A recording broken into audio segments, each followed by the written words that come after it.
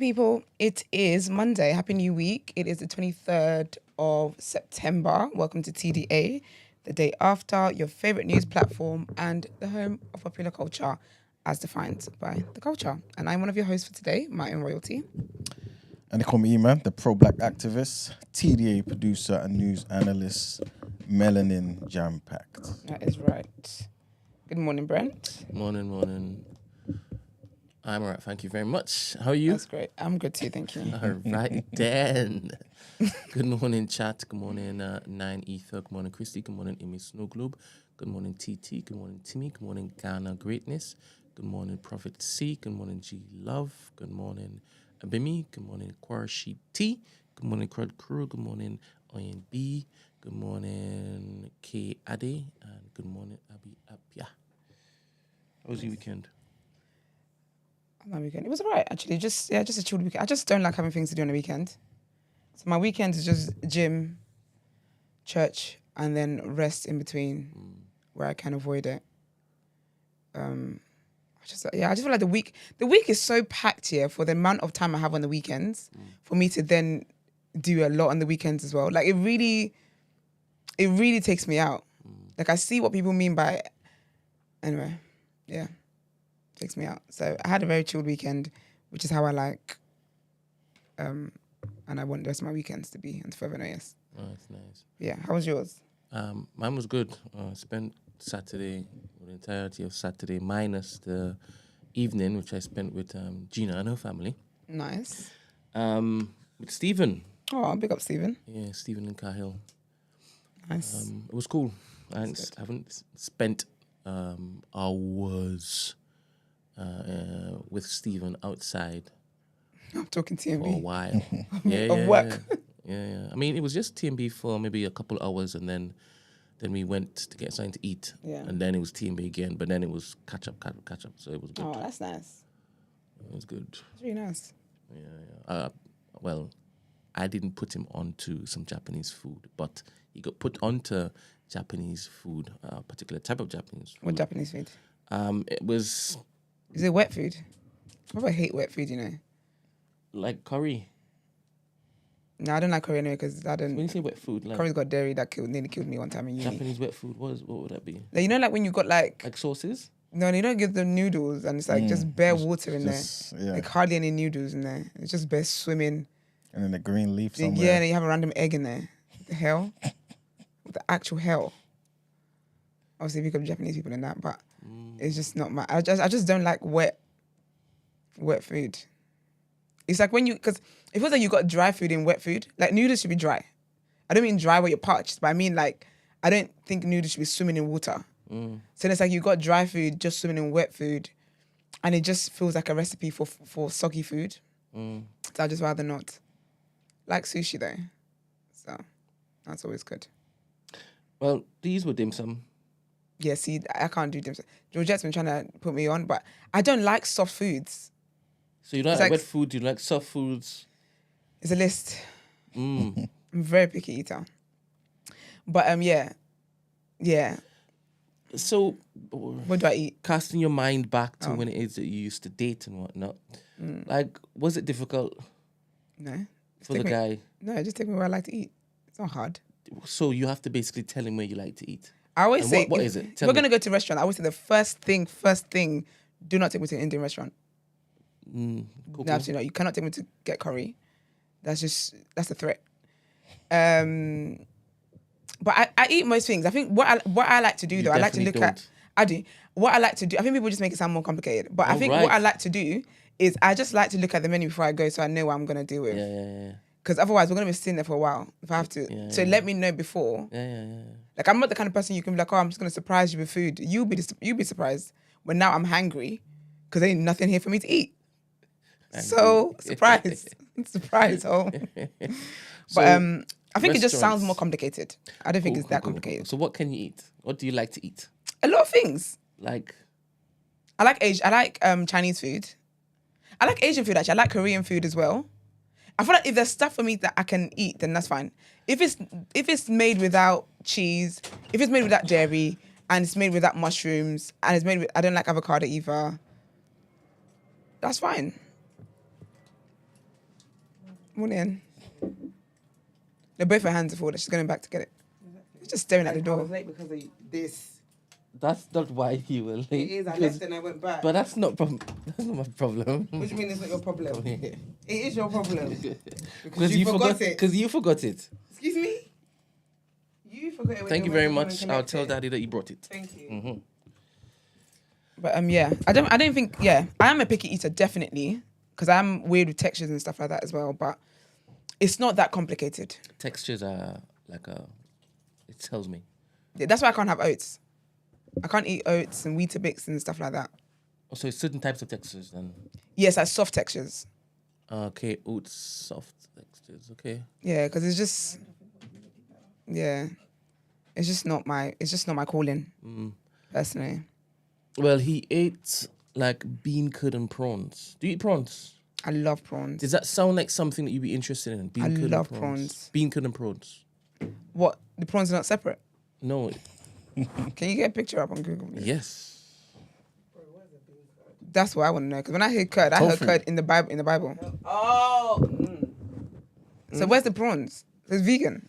No, the prawns is in Oh, there. the prawns is in there. But what's the ratio though? If it's like 80% curd and 20% prawn, that's not a prawn dish. That's just a sprinkle of prawns. All right. This is it. This is it. Let's see what it is. Got it.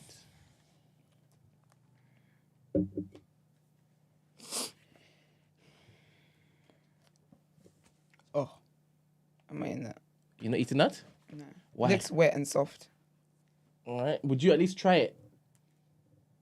I don't know. Honestly, I'm real. I don't know. Because you know what it is? It's like, you know, like how you have like steamed bao buns. Yeah. Is it steamed bao buns? No, steamed dumplings. That's it. You Thank got you. steamed bonbons too? No, but like, no, forget it. But I love bao buns. But you see how you got like steamed dumplings? How come you like the bonbons? I like it because it's Bread. bread. It's bread. Love No, I bread. literally I'm was a gonna say slave to that. bread. But well, I've fair literally said enough. I'm not allowed no bread this week. But so you see, like with dumplings, I'm a fried dumpling kind of girl. Yeah. Steamed dumplings, oh, I just can't because it is. There's something about it. It just feels wet and just it's not. I feel like it's not done cooking. It sounds weird, but that's just how my brain works with it. So that looks like steamed dumpling. So I probably wouldn't try. I did try a steamed dumpling. I think it was last month, and it was all right. But I just couldn't adjust to the texture of You it. ever have West Indian soup? No. Have you ever had? What's been? Is it one soup chicken you guys soup. have? No, like Caribbean all the chicken soups? soup. Yeah, No. But is it like pepper soup though? Because I have pepper soup. Nigerian pepper soup. it's not. Do you have dumplings, steamed dumplings in pepper soup? No. That's what I'm meat. saying. No, it's not the same at all. Yeah, we have meat in there. Because they have like No, we also have yam. You can put yam. Okay, I could have it with yam because Green that's like banana, we have pepper soup like that where you got yam. dumplings. Pumpkin. It's nice. It's beautiful. For me, it's banging. I love it. I probably skip the dumpling part, but if there's yam in there, that's fine. I can eat that because we have yam in our pepper soup How in Nigeria. about so you eat the yam, Yeah, but not the because I boiled yam. I eat boiled yam. Do you know what I think it is also? Yeah, because yam's quite thick. Yeah. Even when you boil it and stuff, it doesn't get It's too too hard. soggy. Exactly, yeah. You can still chew it. Yes, exactly. Yeah, I could do that as well. But but you can't cut it too small. Where So it gets soggy. yeah, where it gets soggy. Yeah. So, I'm a fun dinner guest. That's hard, you dickhead. But it's kind of like No. it's kind of like First of all, I told you I'm your sister. Stop talking to me like this. First of all, put that out there. First thing first. All right then. 'Cause Anyway. it seems like steamed dumpling to me. It's not steamed. What? Texture. Are you talking outside about? No, and it's the- not. Have you ever? Furthermore- Have you ever eaten the soup with a dumpling, right? Yeah. And around, obviously, the dumpling, it's like skin, and then when you bite into it, it's thick, and that's what I'm saying. But I don't do things like that anyways. I don't even know what you're talking about when it comes down to it. Fair. Yeah, fair. Put Anyway. your mind in a place you've never been before, so it's difficult, Yes. right? Anyway, Anyway. sanctified. Anyway, yay. Iman and Gina, how was your weekends? Did you go on a date? No. Oh. Oh, no, he was just talking about, Oh, he just I talking thought about you were foods in gonna say general. or Oh, no, something. girl. Would you be happy for if she's? Do you not she see did? how I'm smiling? I Yeah, didn't No, that's so sweet. You That's can't actually imagine sweet. it. I can imagine it. I didn't say I can't imagine it. I'm just happy Yeah. for her. Aw. Is that a bad thing? What's that in that thing? Is that juice? Yeah. with I my never juicing seen you bag. drink so much juice before. Hmm? That's a lot of juice. What's in there? No, it's. Oh, can I guess? Yeah, go on. Lime, ginger, Ginger, yes, no lime. lemon. Yep. So lemon, ginger. You need something sweet. So maybe like apple. Mm-hmm. Um. And there's one thing in there that I hate, but it's in there. Oh, what could that be? It's CMOS. no, No, you like that? It's a Celery. stick. Yeah. Oh, I like celery in smoothies. No, it's in there. I hate. It's got. Do you know what? It's The you can put the taste is littlest so- amount in there. Bro, do you know how much? It's a whole. Yeah. It's a whole. A whole stick. Girl. You can put the littlest amount of celery in anything, and you would just in Taste sweet it. drinks, you will always taste it. That's what I'm saying. It's just got a little. Yeah. Do you Makes say it you've never taste seen me fine. drink that much juice before? Yeah. But it's like raw juice, so it's not bad. Raw juice, as in not from concentrate. I made it. Squeezed it. I used a juicer. So yeah. Dope. On your weekend? I spent it with you. Yeah, he told us. He was like, he's spending time the with camera Gina's was on family. Emmanuel. Oh, sorry. Yeah, it wasn't anything thingy, man. Just working, busy. That's it, really. When I sorry, did I offend you just now? No, because you were laughing at his plans, and I was like, that's why I stopped and took a moment. yeah, you know, I don't care anyway. Probably 11 o'clock. To me. Look at that. So I'm saying, yeah, you. Oh no, I do, but it just does Just that. fair. Yeah. That's fair. Well, go on. What was you gonna say? What are you gonna say? Messy boots. It's the epitome of unnecessary. Oh, is it? Yeah, 100%. But now I want to know. Go on. Go on. Go on then. Me? Wait, yeah. Yes. Now, what's happening today? Did he say my thing was the epitome of unnecessary? No, what you were coming to say apparently. Serious? Yeah, but can you blame him then? You tend to whenever he says something, you Why are you interject. so confused? Because You know- that's rude. So are you? That's But rude. I know I'm rude. Because you're Exactly. I'm bad. about to say. I'm about to say. That was my next point. You know what it was like? You are gonna I say know, something rude. he said because that's rude. I'm audacity. thinking. First of all, Wait, does he normally do this? no, but I think sometimes he's just tired. So I think today he just You know comes up what, like, he it's has- like I think today he it's ain't got your Monday. energy. Yeah, I think it's Yeah. week even. But I didn't even mean it. Yeah, but that's the why thing I though. stopped it. But like, you know what? sorry. But when you But when you laughed, do it all came the across time- quite condescending. Like What? when you stopped and corrected yourself. What was he saying when I laughed? No, but you just he was talking about the For his weekend. He weekend. said he just worked. Worked. It was just a weekend of work. Okay, And then you yeah. laugh The as work. if you're coming to then Yeah, say yeah, something. to be honest, that's not And why history shows that you always tend to do this. So of course he's thinking, here we go. Esther, don't mind him. What were you gonna say anyway? Because now we I want bet to it know. was something so It's off the silly. back of what she said. Okay, about the weekend.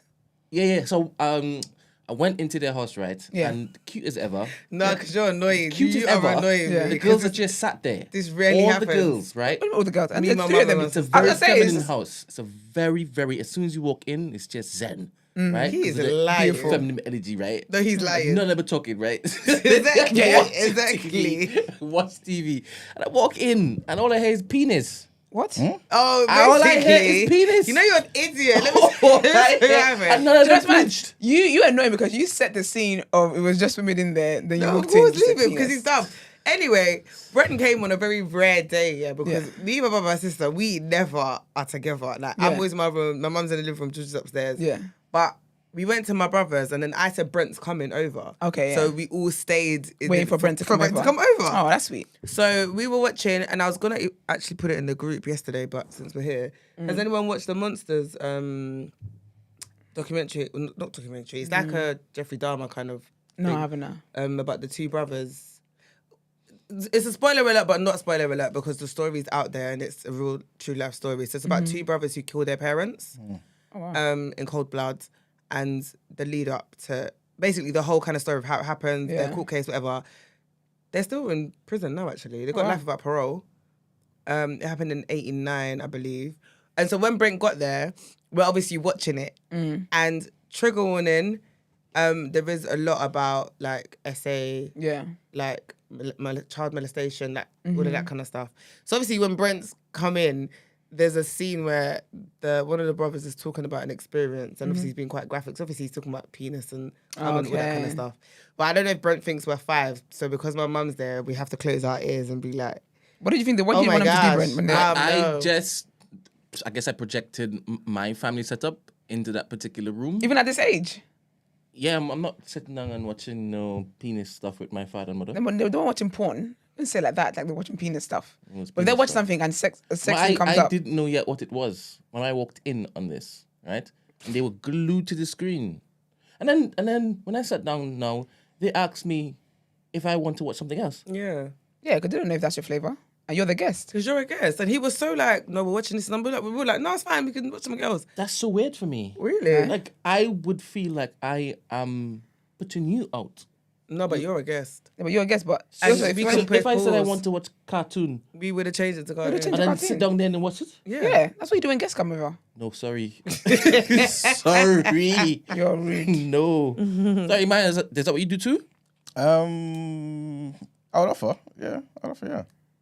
Because typically, especially nowadays, the thing that you're watching, you can always watch. You can just Later. Watch it back, yeah, This just is watch it. And that was the It's not thing. live We watched it TV. on Netflix and we were literally like, pause. We'll watch it later. So, I mean, I hope you say no, but if you said yes, it's no problem to change it. I just would literally, when you leave, I'll just go back to watching it. Because sometimes people are not into the things that you're into. I was just about to say that. So you can't you can't have a guest and then subject them to what you're watching. do you know Not also good what is the thing for me as hospitality. well? And this is why I say it's rare. I can't really watch stuff with my mum because my mum likes talking throughout, like Oh yeah. whatever it is that we're watching, and it's really annoying. Esther Like, does that. and it's not even just. So Esther. You know, I thought he said that and I thought there's no way he said did. that. He did. Esther. And You don't want to watch nothing with Emmanuel. He does sound effects the whole time. He and Christy, oh my gosh. Christy's the I was worst. like, Christy's the worst. no, but the thing is, For I don't sure. mind if you're talking about like the show or whatever. You know, we're they're doing watching. sound effects. They're like, No, They're Oh doing yeah, no, all that's too much. That's too much. Get somebody else to They're do it. it, God forbid it's something to do with racism. Like, of course it bloody is. So yeah. No, like the other day, my brother came round and we were watching something, and then I turned it off, and they were like, "Oh, why?" My mum was like, "Why did you turn it off?" I said, "Because you lot are having a Yeah. full blown conversation." Yeah. Oh, but no. No. Why can't you multitask? I'm sorry. I And don't they be want loud as well. I don't want to Yeah. hear you lot's conversation and watch what I'm watching. And I was like, it's fine. I was like, I can watch this later. Like, I didn't turn it off so you lot could stop talking. Yeah. I put on music instead so you could continue your conversation. Yeah, I do that when we have like family, when my family's round, so my brother and all that stuff. And then everyone's like, oh, we wanted to watch this. I'm like, no, but this is not the time to, because we're not going to watch it, because you guys are just going to be talking. One thing's going to happen in there. It's going to end up being a conversation about this issue in the then wider we're gonna- society. yeah, and then then we're gonna go- no, not doing it. So I always put something, I just always put like something Background like, noise. yeah, just background noise. But yeah, love it, man. All right. Thanks Hey, thanks. For That's silly. for the intro. You're going to thank us after every segment today then? Everybody should have received their confirmation email for 27th. If you haven't, please check your junk, just in case. But everybody You say who junk like that. had put in their names, all of you are confirmed. Yay. So I'm looking forward to seeing you all on Friday. That should be fun. What are you gonna wear? Who, me? Yeah. I'm not sure, but I'm going to be comfortable. That's one thing. One thing's for sure. Two things for certain. I'm going to be comfortable. I don't know, I'll just kind of wake up on the day and see. What are you wearing, Emmanuel? Maybe shorts and a shirt, Classy. What are you wearing, Gina? Not sure yet. no All right, fair enough. clothes. Clothes. What about you, Brent? I'm gonna wear clothes too. I love that for you. Do you want to wear matching clothes? I probably will wear the same thing I normally wear all the time. Black. So have a matching flag. I say you come in. I say you do a little razzle dazzle and come in salmon or something. Salmon, yeah. The You nice know what little actually pink. look really good on you though? It I've does. worn You've salmon worn it before. before. It Yeah, actually it look colors good. look really nice on you. There's like a toffee t-shirt you wore one time. It's really What's nice. a toffee? Toffee colour. Like toffee color. Ah, okay. It was really nice. Do you know what my sister said to him the other day? She was like, when did you get hands? She's like, when did you get arms? Did you remember? Yeah. She said, wear Hey things arms. sometimes. You was it? She says, wear things sometimes. Does she? Because I don't expect it to come from my mouth, innit? Where do you think you're gonna come from? And it's like so innocent as well. Yeah, because she didn't mean it in that kind of way. It was just like, Maybe because she's always seen you with hoodies all the time. She didn't know you were. Like she said, am I allowed to basically say it? No, how'd you gonna know? She said somebody from work, like, oh my gosh, yeah! You know, she hadn't told me that. Do you know what's really funny? You know, Brent and my sister are actually friends. It's so weird. Yeah, she got a nice, like, bubbly... Like, they Energy, actually, because their age gap is big in it. But, like, when... Brent! Oh, and that's she's so sweet. excited and she sits down and they proper have conversation. Oh, that's actually really sweet. I find it so Because interesting. I see her. Oh, here we go. What was it? I don't care. What was the work thing that she said? Oh, I think she said that... she talked about her colleague. Yeah. And how, like... Oh my, no, yes, no, because it's really And then meant to the be what her band colleague said. I see that. Okay, so you've never been touched before. I said, Wait, what? I said that. Say that to her. I said that's the That's moment for HR. him. That's what I said. No, that's correct. No, but you know that's what I said. Basically, I think he did something and she kind of like flinched or whatever, and he was like, oh, I can see you've never been touched before. I said, You know, some of you don't like escape. I said, that's my ticket. That's my ticket. That's my ticket. That's crazy. That's one thing to say. Yeah. Okay. All right, let's get into our headlines, please.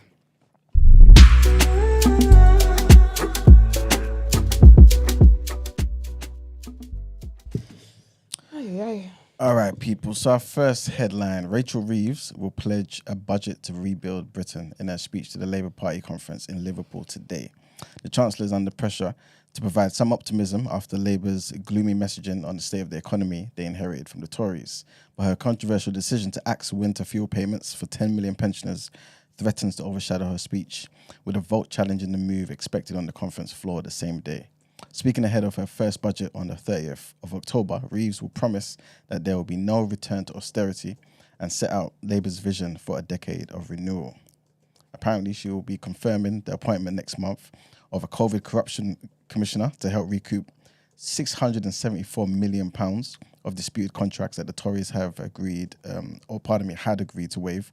She will continue new measures to target tax dodgers and help close the £39.8 billion shortfall between the amount of tax owed and actually been. Writing in the Times, she insisted that she has never been more optimistic about our country's fortunes, and it falls on all of us to seize future potential. Next headline, and the Deputy Prime Minister, Angela Rayner, says that she does not believe she has broken parliamentary rules over declaring a stay in a New York flat owned by a Labour donor. She told the BBC that Lord Wahid Ali was a friend and that the trip had been a personal holiday, but she had been transparent by disclosing her use of the apartment because he had donated to her in the past. The Sunday Times reported that Ms. Rayner had stayed in a flat of Lord Ali with Sam Tarry, who was then Labour MP for Ilford South. This was last December. As Labour begins its annual conference, there has been criticism of senior government figures, including the Prime Minister and his deputy, receiving donations of clothes and other gifts. Rayner said that she understood why people were frustrated and angry about the issue. However, she said donations had been a feature of our politics for a very long time, with all MPs accepting gifts.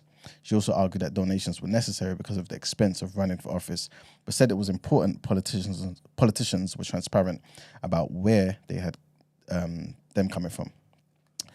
And the last headline, trigger warning on this one, and at least 21 people have been injured in Kharkiv after Vladimir Putin's forces dropped a deadly glide bomb on an apartment block. An 8-year-old was injured in the attack and 60 people were evacuated from the building as the Ukrainian President Volodymyr Zelensky again urged Western allies for long-range missile capabilities. It comes as Ukraine's foreign minister warned Moscow was planning attacks on Ukraine's nuclear facilities before the winter.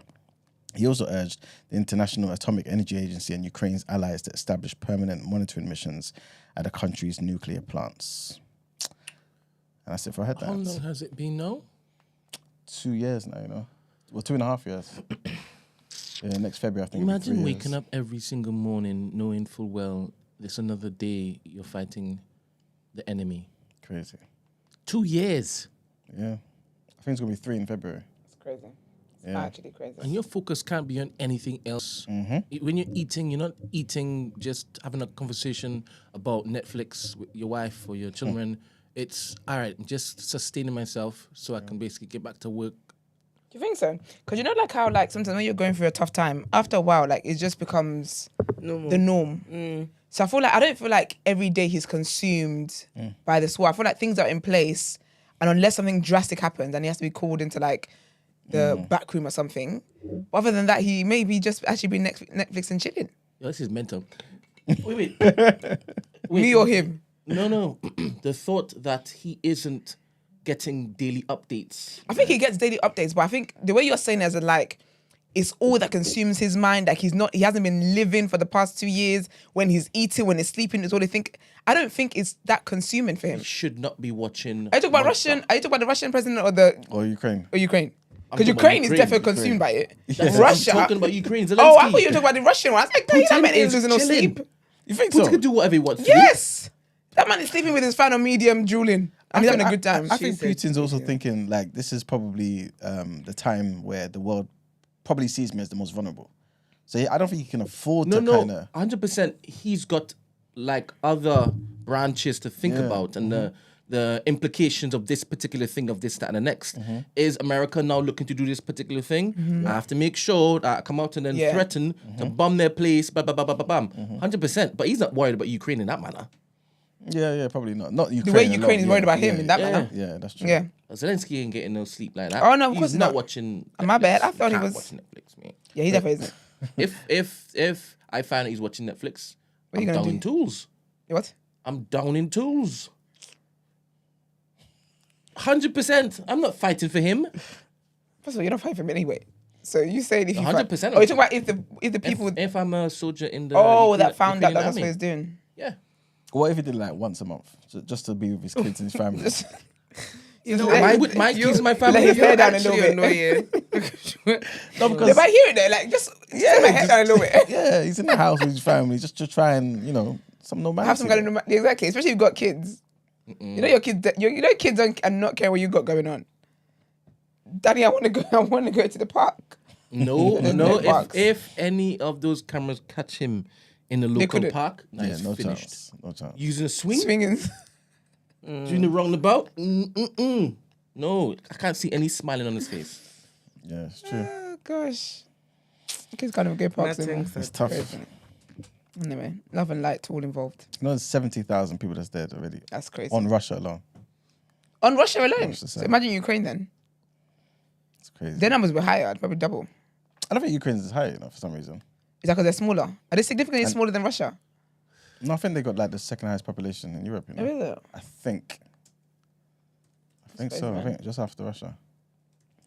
That's crazy, But y'all. remember, they're getting loads of help as well, innit? So I don't think their death toll is as much as Russia for some reason. That's sad. It is, man. Love and It light is. to all.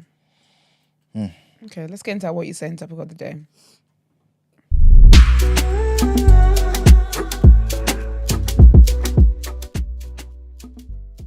And Ukrainians have died so far. How many Russians have? Let's see.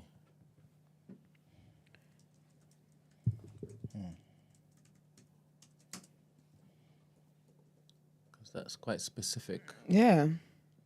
I find like these numbers are always estimate anyway. Yeah. Give or take a few thousands. and No, I'm whatnot. saying it's the number that Emmanuel just said was the Russians. Yeah, Very specific.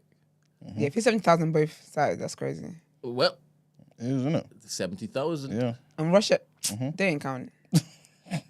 They're not counting. It's a tough. Someone's the tough war. perpetrator here. They can't have the same figures. Why? That's saying Israel and Palestine have the same figures. That's silly.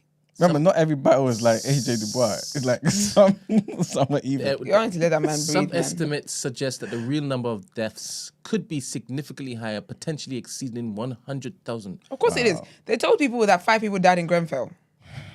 Please. The governments will always do their little, the way that they redefine what death in this war actually means. Yeah. Someone has a heart attack, they'll be like, well, technically they didn't die by a bullet. So technically, you know what I mean? It's You crazy, know, man. I don't like how, when it is, we think about these, we never think about how an entire life could just go like that. Yeah. Because Mad. you can picture your entire life is full of memories, right? Full of seasons, Yeah. sadness, joy, whatever, Yeah. right? And then it's just a number now, Yeah. just gone, just think because that's you just crazy, ran out and it. Do you know, I find that's one of my weirdest things I find about like human beings. Sometimes people like human beings get so desensitized to life. Like when you think of how people just kill people and just like senselessly and I'm like, that's the whole person's world. But like even beyond them as well, like that's like you've done this, you've carried on, but their family for the rest of their lives is gonna suffer that loss. Do you get what I mean? But then, sorry, what I was gonna say though, is when you think about it though, it's been like that since Yeah. the early ages though. Yeah. Like it was worse back then. Like, do you get what I mean? Like whenever I watch like Vikings and those kind of shows, I always just think, you know what, I couldn't have survived.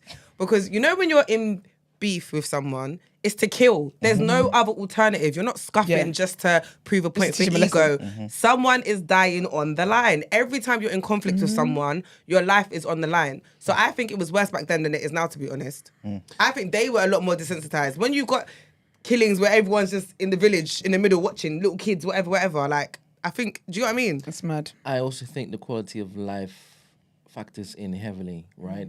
I mean, sometimes I pause and think about how Margs kind of like grew up, right? Seeing violence and death around him 24/7. For him to say that, I didn't think I would live till a particular point or to a particular age.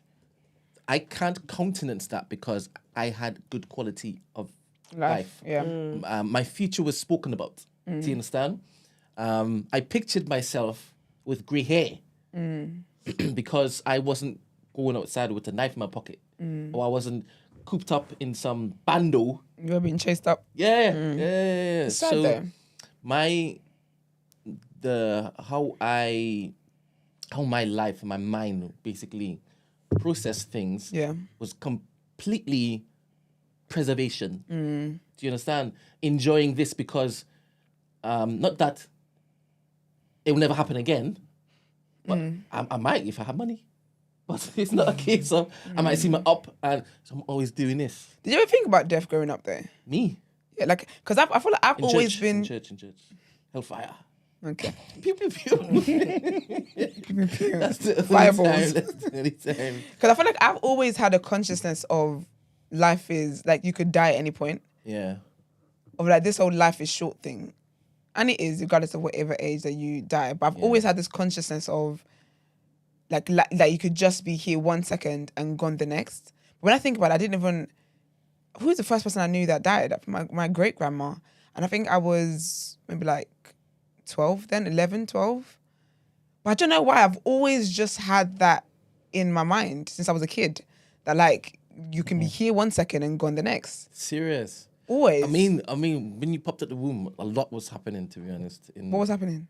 No, as in you keep telling us about how My special you are. consciousness. Yeah. To be fair, that's true, you know. Yeah, that didn't happen to me until I was 16.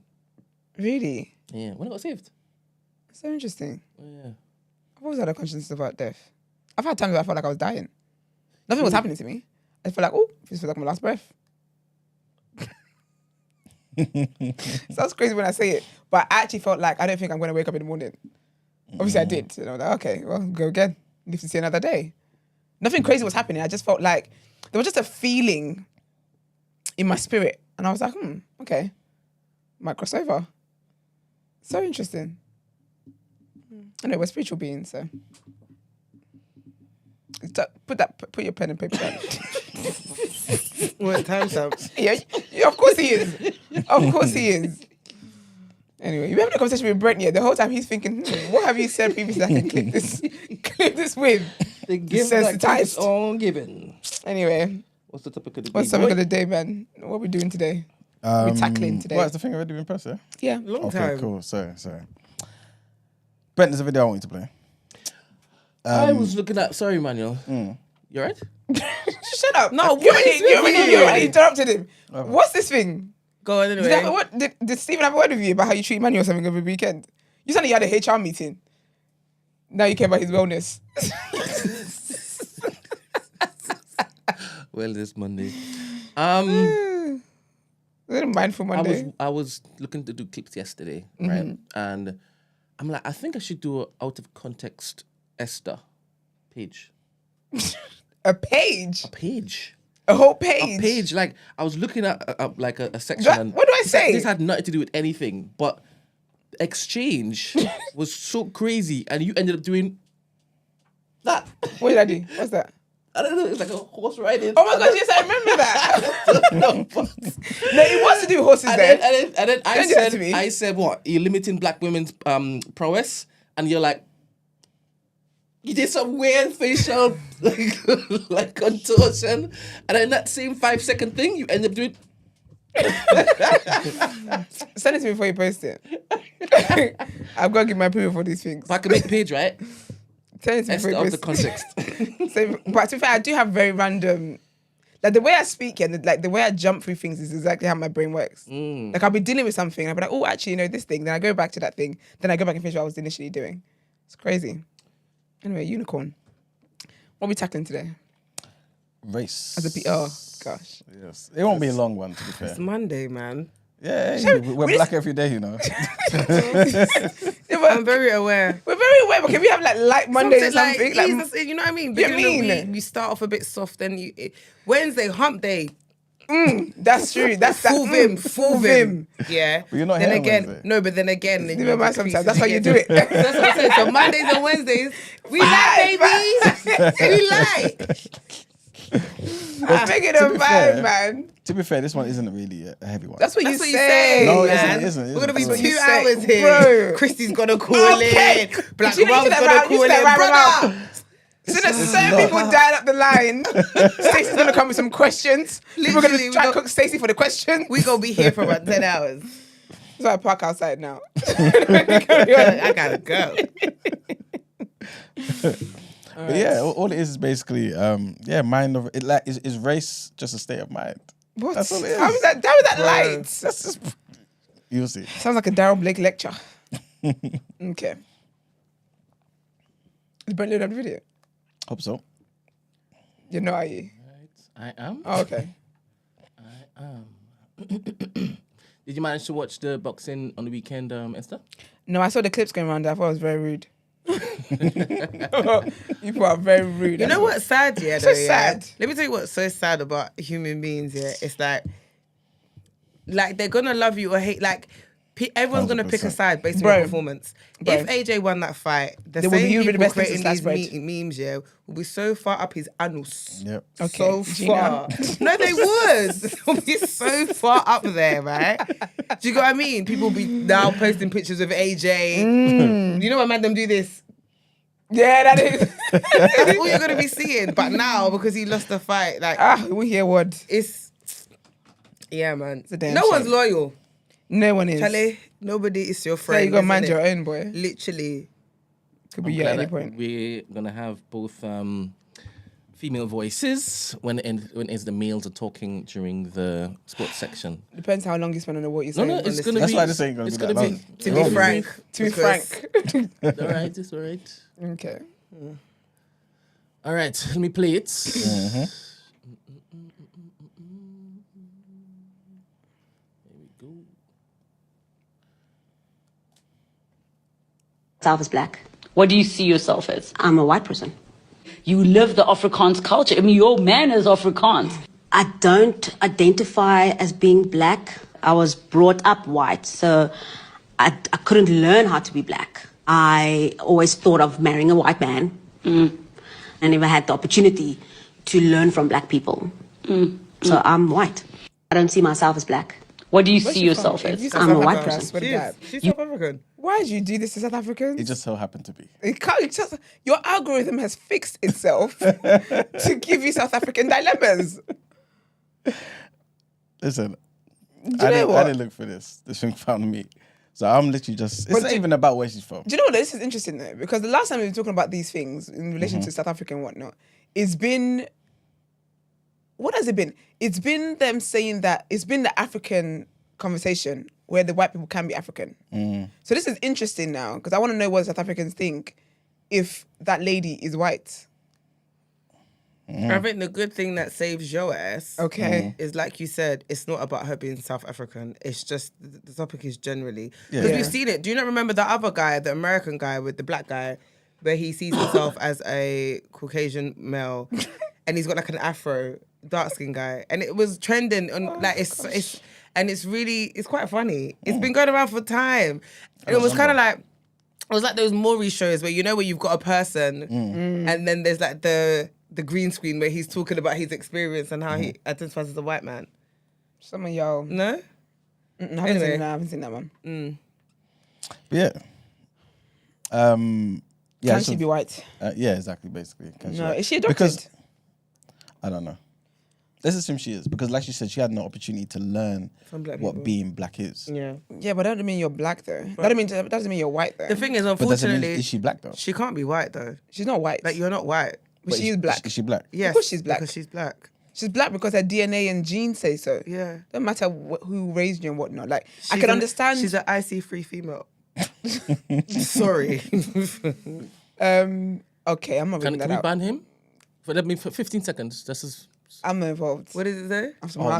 After my last stint, Are I'm they not gonna involved. call? You know, Greek is, Don't the, read is it. the worst he's terrorist. the worst. He's the worst. I don't know who's. I don't know. Wait. Are they I don't know who's worse out of all of them. I don't know anymore. Oh, you know what? No. Yeah, man, it's a long day. So she can't be white based off her genes and DNA and stuff like that. Bless you. Thank you. However, I can understand her saying that she didn't grow up around like black culture, so she doesn't know what it means to be black. So I can understand that part, but girl, be for real. You're not white. Okay. You know how sometimes we say certain things like, oh, this person's acting black, or this person's not, or this person, whatever it may be. Yeah, you can act black. At least this is how we behave, right? Yeah. So if she doesn't even know how to do that, She can be acting white. That's fair. all right. So Yeah. let's just say she doesn't meet the criteria for being white, right? But does she meet the criteria for being black? Yeah, because she's black. Why is she black? Well, 'Cause But Ed isn't says it there's here. a difference between acting black and being like you're black regardless of how you act. So you know when Literally, we yeah. talk about this person acts white, it doesn't mean that they're not black though. You're still black. It just means You it's just got act white. some white culture in them. Yeah, like so that's why for me it's like if you take it on in its most basic level, the answer is you are black. Yeah. Ed says it. Ed says her skin color is black, but it's clear she's not grown up culturally black. The culture she identifies with is white/Afrikaans. Yes, but she's still a black woman. Yes. Yeah, that's it. okay, cool. I know she's mixed race, and that's just the whole thing. But let's just say she's black. Is it right for us to say, for example, not us necessarily, but for people to say, well, she's a sellout? No, because it's people that are black anyway that make noise about being black and pro-black and whatever else publicly, but then the way they live. I don't believe in calling people sellouts unless it's like a thing where they've actually sold out their own people and stuff like that. If it's like an individual thing because their differences or their interests are different to what we think should be the norm for a black person, I don't believe in that, in saying that that's a sellout. Okay. Yeah, but like, it's like what was it? Was it Dion? Who was it from America? Yeah. When he had the whole thing where he was going to go to like The coach. Yeah, that coach, that situation. I wouldn't call him a sellout for that. I just don't think because we think that's how a black person should be behaving or the causes they should care about or the kind of life path and the purpose they should have is different to what they decided they want to live. I don't think that makes you a sellout. Okay. A sellout is the person that goes around selling people for slavery, knowing that what they're going to do to black people. That's a sellout. Okay. Because basically, like when I saw this video, and Black Rob sent me a video as well, which I want Brent to play in a minute. And I just thought to myself, okay, cool. Is race or can race be seen as just a state of mind of a group of people that are bound together by certain rules? Because if that's the case, yeah, then maybe I don't know. It maybe it's a stronger bond than it is to just say color. Because obviously, as we all know, we can go to India right now and see people who are just as dark as us, right? And from afar, you may say, "Oh, that person's black," but they're not black, right? Then you got somebody who's like her, who's telling you, even though you're saying no, you are black, or no, I'm culturally or whatever it may be, I'm a white person. I always knew I was going to marry a white man. I identify as being. I don't even know what it means to be black. You know what I'm saying? And I might times before, even as you've said before, back home, it's like you never thought of yourself as black. You know what I'm saying? I'm just Nigerian. Yeah. So in a world where these things, will depend on where you are in the world, where these things are kind of made up. But then I feel like this situation is very unique though, because it's Southern African. Okay. Do you understand what I mean? Based on their history, what they've gone through, How they see apartheid, all of that race. stuff. Yeah. I don't think, that's why I think this situation, when you think about it, as much as we're talking about it broadly, it's very specific. Because not everybody has gone through those experiences. Do you get what I mean? So with her not even being able to identify as black, I don't think that would be the same as somebody who was in the UK who was adopted by a white family. Do you get what I mean? Basically what I'm saying is I feel like because of the history behind what South Africa has experienced, it's going to breed a different outcome. In my opinion, anyway. How many times have we seen people, no disrespect to certain people, but like who maybe grew up in Essex or whatever, who don't necessarily fit into what is typically known as, you know what I mean, like this so-called acting black, which doesn't even mean anything, right? Because every now and again, we don't like it when people say they're acting black, but at the same time, there's something that kicks in when we see a black person acting a particular way that makes us say, wait a minute, why are they behaving like this? Because in your mind, you're kind of saying they're not behaving in a way that's aligned with what I know to be part of this culture. You know what I'm saying? Even though you don't want to say the words, they're acting black, right? So what about those people who grew up in certain parts of the UK where there's no black people around and all they know is the culture of that particular city or town and it's just white people there? Isn't that the same thing? Because they would grow up thinking, okay, cool, the guys I'm attracted to or the women I'm attracted to are just like the people in my class, just like the people in my town who are white people. Is it really because of apartheid or is it just because of, where they're from, their surroundings? I think sometimes, I just feel like, sometimes the culture you're exposed to, but what was the question you asked about the way maybe we should see it might be more inclusive? Is it just a state of mind bound by certain rules? No, I don't think we should see it like that. Okay. Because that just, then all white people can just be like, the white people that, like white Yardi can just say he's black then. I think no. Ed's made a very good point and said, can we qualify this as culture, please? Because I think we need to distinguish that it's culture, not skin colour we're talking about here. Our skin colour can never be questioned, but culture definitely can, which is what I said.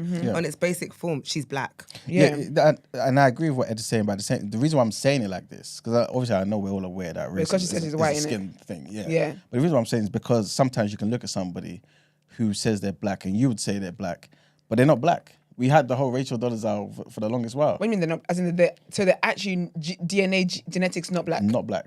But then because of how we've made up what it means to be black, you can be confused by something. I thought that's more like what it looks like to be black. Because with her, she tanned herself, got her hair like really curly and whatnot, and then was, appropriating and whatnot. But this is why I mentioned the whole thing about going to India. But it's then, not just skin color. Yeah, but then the dark Indians don't look black. They do to some people. Yeah, 100%. They don't have black features though. They don't even have black hair. Indians, of course they do. No, The they Sri Lankans. don't. and No, stuff. they don't. The texture sorry. of their Texture of their hair. hair. That's what Okay. I'm saying. So that's the feature. There's I'm talking about. other They don't look. factors that go into it. They're just darker skinned. Yeah. But when they see you, they're not saying, "Hey, my brother." They're definitely hating your ass. But that's the cultural aspect though, right? That divides them. No, that's just the race. You can go to somewhere like Papua New Guinea and they've got the texture, our hair texture. They've got our skin complexion. But there's But they're not features black. that people have that lets you know where they're from. I'm not going to get into this for very obvious reasons. Yeah. But I feel like there's some features that people have that lets you know that, just lets you know. Okay. Brent, can you play the next video, please?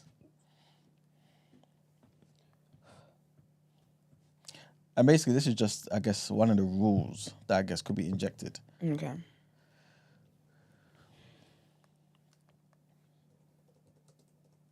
In the Yiddish language, there's this word farge, beautiful word. Here's what it means. It means that if we are in a community and you're doing something, even if somebody outside the community can do it better, cheaper, and faster, we buy from you. And when you get it wrong, we come to you. This wrong, fix it. Then we buy again. It's called fargin. Go and look it up. Wow. Where in the world? Where do you even get that information from? The word fargin. He definitely like grew up in Crown Heights or something. I'm not sure. Well, he said to look it up. But Yossi, do you feel that his take is correct on fargin? He started to really get it right, and I believe. I believe he got it right. That's the thing. I believe he got it directly right, but to a point where it was deeper than the regular fargin, which is that if you got it wrong, we'll come back to you and we'll say to you, please redo it, and then we'll come back and buy from you again. Right. Meaning he got a much deeper idea into it. The Jews in the Yiddish. What did he say? Which one? What did he disagree with? No, he didn't They disagree. didn't disagree, you know. He's saying this guy was right. Yeah, but their reaction looks like they're Yeah, about to exactly. disagree. I caught that from the first comment. Says Yeah. who else thought they were going to disagree?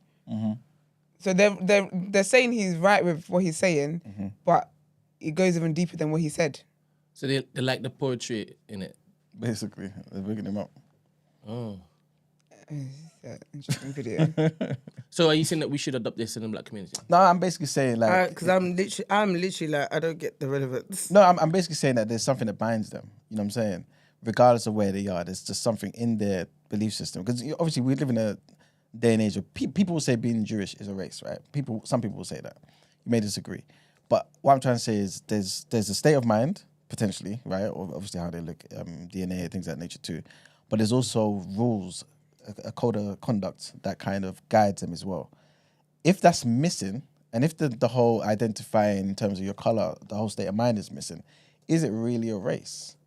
And should a race then say, kind of operate in such a way where we start being more conscious of the fact that, okay, we're the same color or the same whatever, but in addition have the state of mind, plus have the rule of that particular race to kind of guide us in a particular way? Because if you don't have it, what's the point in it? That's Yeah, basically but what I'm trying to say. is that like a rule, or is that like how I don't know, I can't think of an equivalent, but like a brotherhood, is that just what is it just a word? No, I think it's their thing. Or like it's Yeah. and there's a rule book in this. It's like in the was it Torah? What is it? In the Talmud. Yeah, is it in the, like? Do you know what I mean? Like, is it like a rule, or is it just one of those things that we've come up with socially? No, I think it's their thing. I'm not too sure if it's a religious thing, but it might be something that just binds the whole. Like culturally. Yeah. So even if you did because a lot of Jewish people are atheists anyway, right? But they may still subscribe to that. Okay, fair. You know what I'm saying? So That's a good idea, though. I think that's lit. Isn't that what the nation kind of... Subscribes to. Yeah. So you have to start somewhere, because you can't just whole scale deploy this across the black community, right? Okay. So you start with a few like-minded, and then you start pulling in one by one, those who basically share this particular belief or ideology that it's important, but obviously they're vetted. Quality control is important. And then after a while, 100 years, then it's widespread, right? Because you can't just do it overnight. yeah. Okay. But the state of mind part. What about the state of mind part though?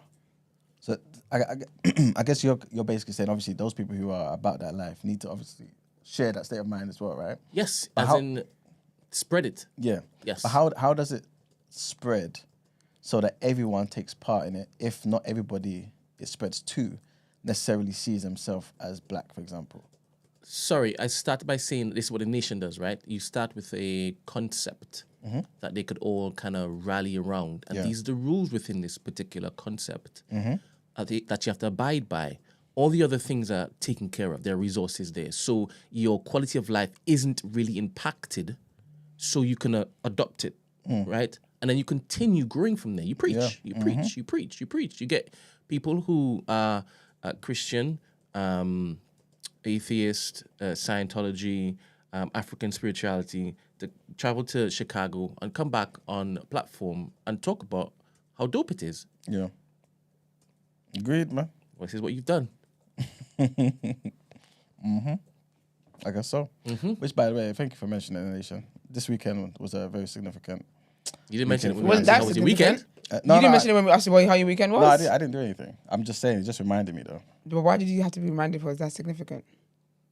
No, but I didn't do anything.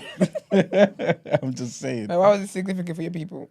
A couple things. Oh, Brent, in fact, the first thing you might even find interesting. Because remember we spoke, obviously, you know. See about that. You know what's so funny? I was thinking the same This guy thing. is so annoying. I was thinking, let him be the judge. No, but we know that Brent loves like UFOs and that sort of talk, innit? Yeah? All right. So basically, 17th of September 1989, right? The Minister Louis Farrakhan had like a vision-like experience, right? Where he was in Mexico at the time, and he was taking aboard the mother wheel, right?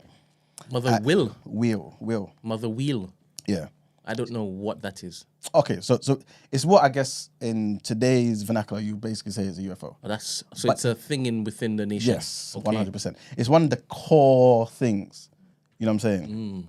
And for those, obviously, you know, the biblical people, in Ezekiel, there's a vision where Ezekiel has exactly, it's that same prophecy, essentially. And so upon this will, Elijah Muhammad is there, and he tells Pharaoh Khan a bunch of different things, right? And obviously Pharaoh Khan is kind of just, I guess, just taking in what's happening. But he's basically, you know, kind of like in the Bible where Moses, I believe it was Moses anyway, where where God tells him to go to Pharaoh. Come look at this, people. So all this time I'm talking about UFOs and UAPs and whatnot. And Emmanuel's sacred religion literally has this. I said this to you before, Ben. Really? Yes. Wait, Esther and Gina, did you know that Emmanuel was following and into UFOs? No. I'm pretty sure. I think I even sent you a video or posted a video on Discord. Like, The way Brent loves this ages thing, ago. if you had said it, he would definitely remember. Anyway, all right. But anyway, this is one of the core tenets in the nation. And basically what happened on that particular date that I just mentioned, right, is Pharaoh Khan was basically told, listen, go and actually have a conference. Not a conference, like what's the word? You know, when you basically set up your thing and you're talking to the people. What's the word, man? A gathering. You know, the president's A forum. A gang. It's not a conference. What? Okay, stop guessing. I don't know why this word has escaped my mind. Convention. Council. No, it's you know when you just see them on TV and they've set up their thingy and they're talking and there's people questioning them, asking them questions. It'll come back to me. It'll make sense. But anyway, so basically, and he's basically been instructed by Elijah Muhammad to go and tell the people what he's told them. What he was told was, tell the US government that I know that your president, President Reagan, is planning some things. He's planning to start wars. Start war with Libya. Start war with Iran. Kuwait. You know what I'm saying? All these places, right?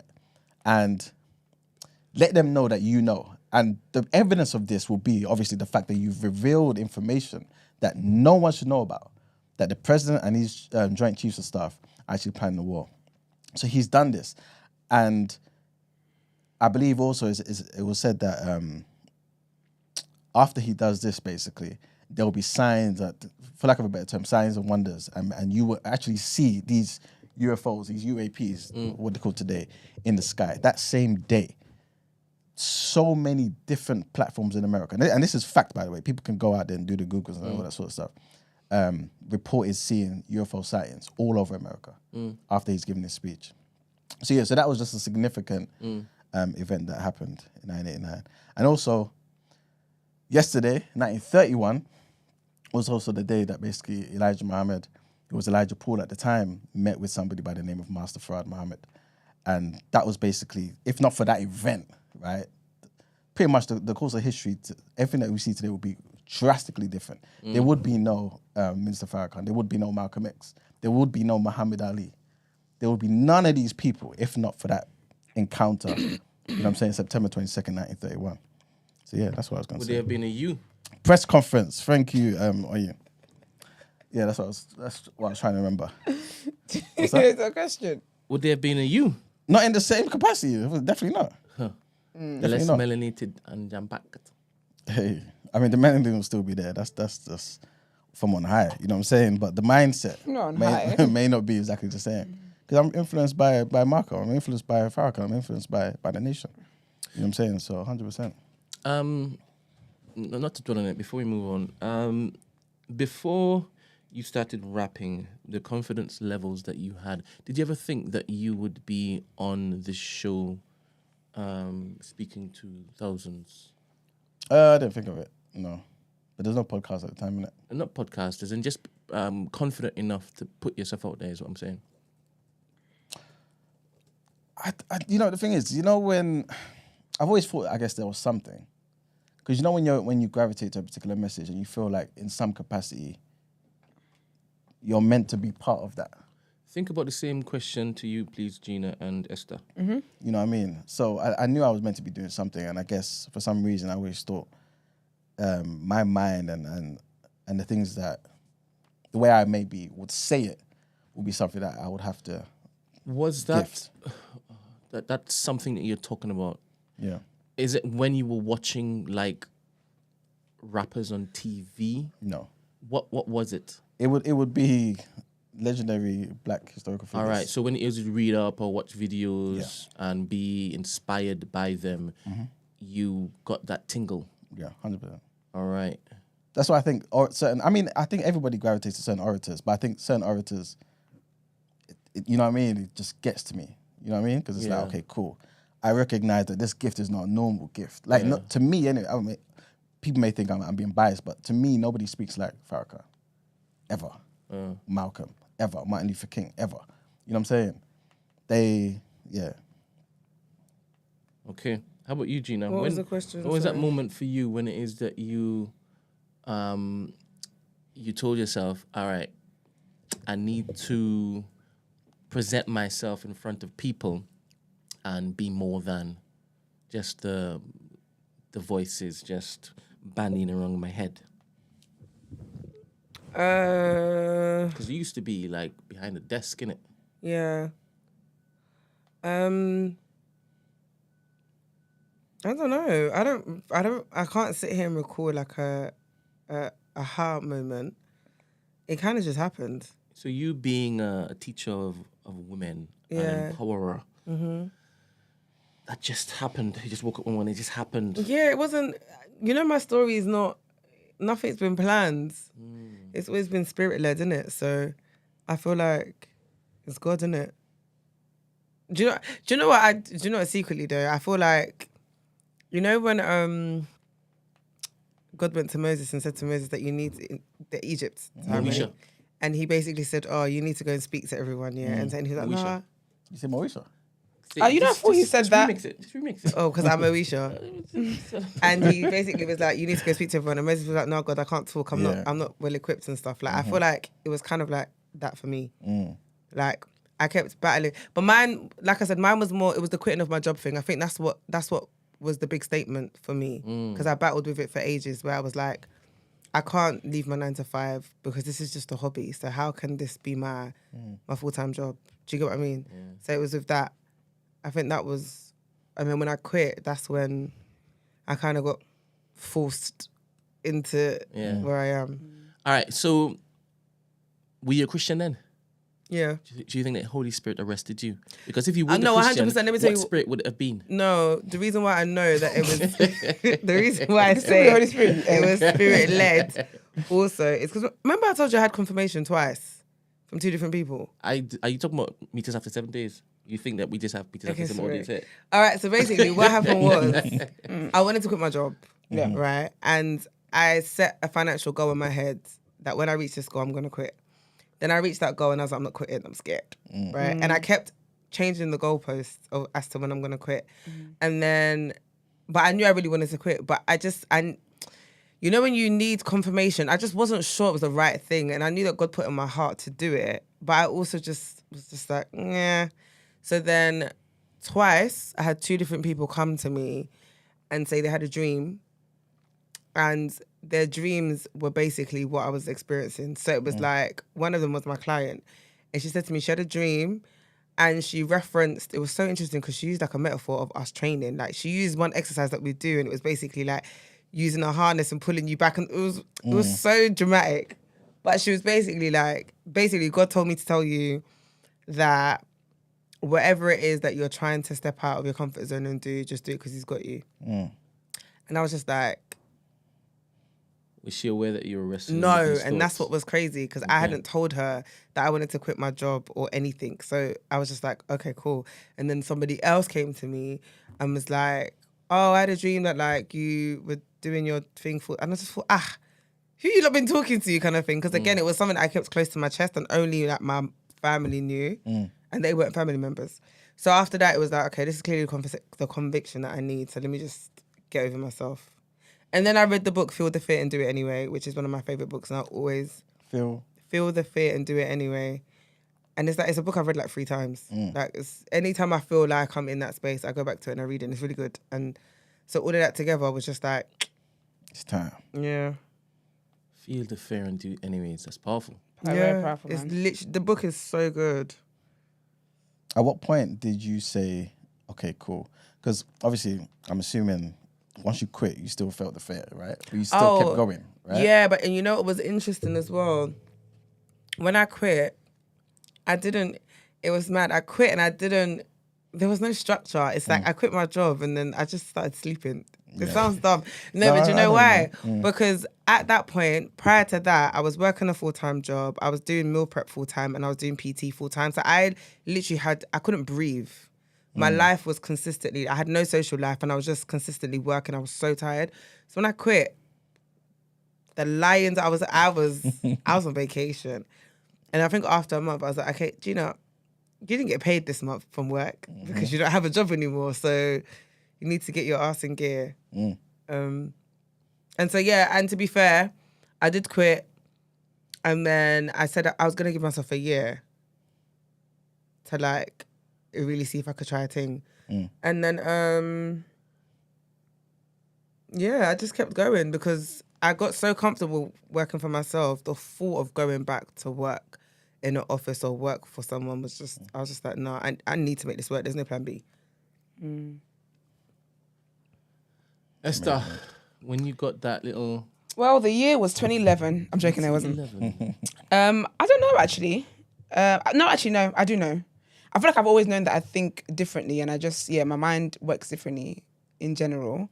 But I've always had a heart that always cared for people and like just always cared for people in a very deep way. So like, but I think as I've grown older, I'm coming to realize, like I'm walking in God's purpose for me now, but I'm continuing to figure out, like learn more things about what that journey looks like. Because when I was younger, it looked different. When I wanted to be a lawyer, it was to help people. It was to help like poor people. It was to help people that are less fortunate and like just be the representative for them basically. So I feel like because I observe stuff, I've always been very observant since I was young. So I knew from young that having money in the world is essentially, like if you don't have money, essentially people maltreat you. Like, do you get me? People respect you and care about you based on the monetary value that they've placed on you. So so I wanted to do that with law. And then I think as I've gotten older and then just going into doing YouTube and then doing podcasting is still like the same.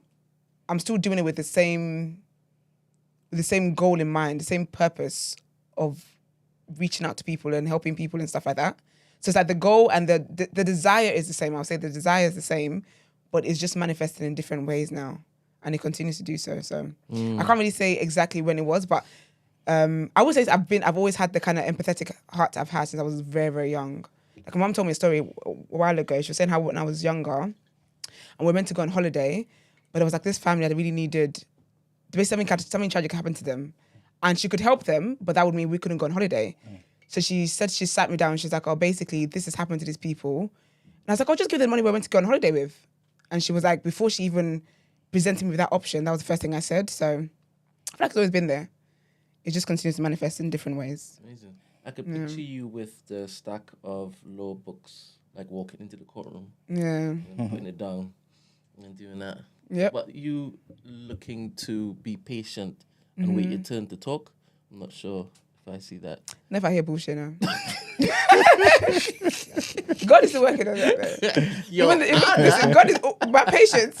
Even this morning, someone was driving so slow in front of me. But now I'm more conscious of me being more patient because I do know what Esther, this is teaching you patience. and I stayed behind him. Stayed behind him, didn't run away or anything like that. I stayed behind him. So, yeah, you know. I always wonder like how black lawyers, right, male and female, when they hear like nonsense, they don't go, That would be the court. How do they keep it in a courtroom? That would be me. I would have been the call like, really? Like, that would have been me. I would be so shady in court. Oh my gosh. I always forget that I went down a path of wanting to be a lawyer, and I just think, Jesus Christ. They would have hated. You know what? Every court would have hated to see me come in. Every single judge. They'd be like, oh, here we go. Literally. Here we go. But your people would love you though. Absolutely. Oh yeah. Because I always had this thing as well. When I was younger as well, I always said that whatever law I practice. And to be fair, I might have been a broke lawyer, actually. I would have, which is I would why I have been quit, a because I was doing criminal. Yeah, so I always felt that with a criminal as well, I can't defend somebody that's done certain 'cause type you of have crime. a Because I'm 'cause you're- empathetic. yeah. So I always knew I was gonna end up being a broke lawyer. And I thought, okay, maybe the way not to be broke is to go into like the business, like commercial law. I said, that's boring. boring. That's what the action is. Then I actually wanted, before I decided I wasn't gonna do law anymore, I settled on like entertainment law. But even that, I was like, oh, you'll be crazy. You know, that's a good question. Just to whip around, and I want y'all to also pretend to be mags, right? This question, to answer it. Can you defend a guilty person? Emmanuel. Yeah. And what? Yeah. Yeah. I can. It does. You know what? It depends. Okay, No, I can. for Emmanuel, it's a white police officer. That's who you have to defend. Is that, can you defend that person? Yeah. And they killed a black person. Yeah. You You can don't defend them. lose. Literally. I'll say something. No, like your bias will come out. You're Sure, human. I'm he's gonna human, lose. innit? I You can got an definitely, animal. I can definitely defend you. I think it depends on the crime though, like on the accusation. And obviously, with most people, yeah, you are honest with your like. You're gonna tell me if you've done it or not, because you can't not be honest with me. I have to defend you, and I'm not gonna snitch because that's my job. But I need to know, like, who I'm dealing with. But I think I can. And you sure that if it was a heinous crime, something that you really disagree with, and they've told you and confessed to you, you'll still be able to defend them? No, I but see. do you know why I'm saying? Okay, that's why I said it depends here. But like, so when I used to paralegal in a criminal law firm, and like, sorry, this isn't funny, but there was a guy, and It's a banana head. yeah, and I worked. It's a torch. I worked local as well, right? So imagine sitting there one day and then you get a file on your desk and there's someone that you knew that you went to school with, and What then the he walks hell? in. Like, no, it was crazy. interesting. Yeah. It was interesting. And he But you walked had his in. back though. Yeah, but I knew his character, so I know he did it. Of course. I did. So they did that And he shit. knew he did it. But he got away. And it was bad as well, you know, because that's terrible. he hit a girl, like that's literally crazy. in public. Like, Wow. And because I know his behavior and his character, I know That done he it. probably did that. Literally. And he even like tried to banter with me about it and stuff. And I just thought, that was my first experience of, I just thought, okay. Were you responsible for him getting off free? No, because I was a paralegal, so I wasn't there. I just used to assist. Do you know what I mean? But my boss got him off free. All right, okay. And Yeah. they knew that he did it too. Because their job was just to basically support. Represent him, innit? All It's- right. it is. So for you, Maya, it doesn't matter what case. If I'm a lawyer and I'm taking it serious, then yeah. Yeah, because I kind of see you taking the oath as a medical professional would. Really, In I what see him as way? Harvey Specter. Do you know how Harvey Specter is? Yeah, With yeah. suits. Yeah, yeah. That's what I see Emmanuel as.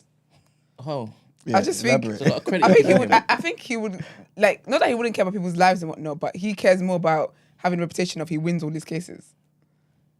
So he would do. Oh, by any that's- means necessary. That's do you know what I mean? said. That's what I said. So, if it's somebody who is white and Yeah. has done something heinous to a black woman, he will still respect the oath that he has taken, Yeah. and he will represent them properly and try his best to get them off. Yeah, but you can't come to me and tell me you're pro-black after that. I don't think he would be. No, I don't think he wouldn't. He wouldn't He pro would like see in that you as lifestyle. a lesser human. He'd be like, Yeah. I'm doing real change. fair. Yeah.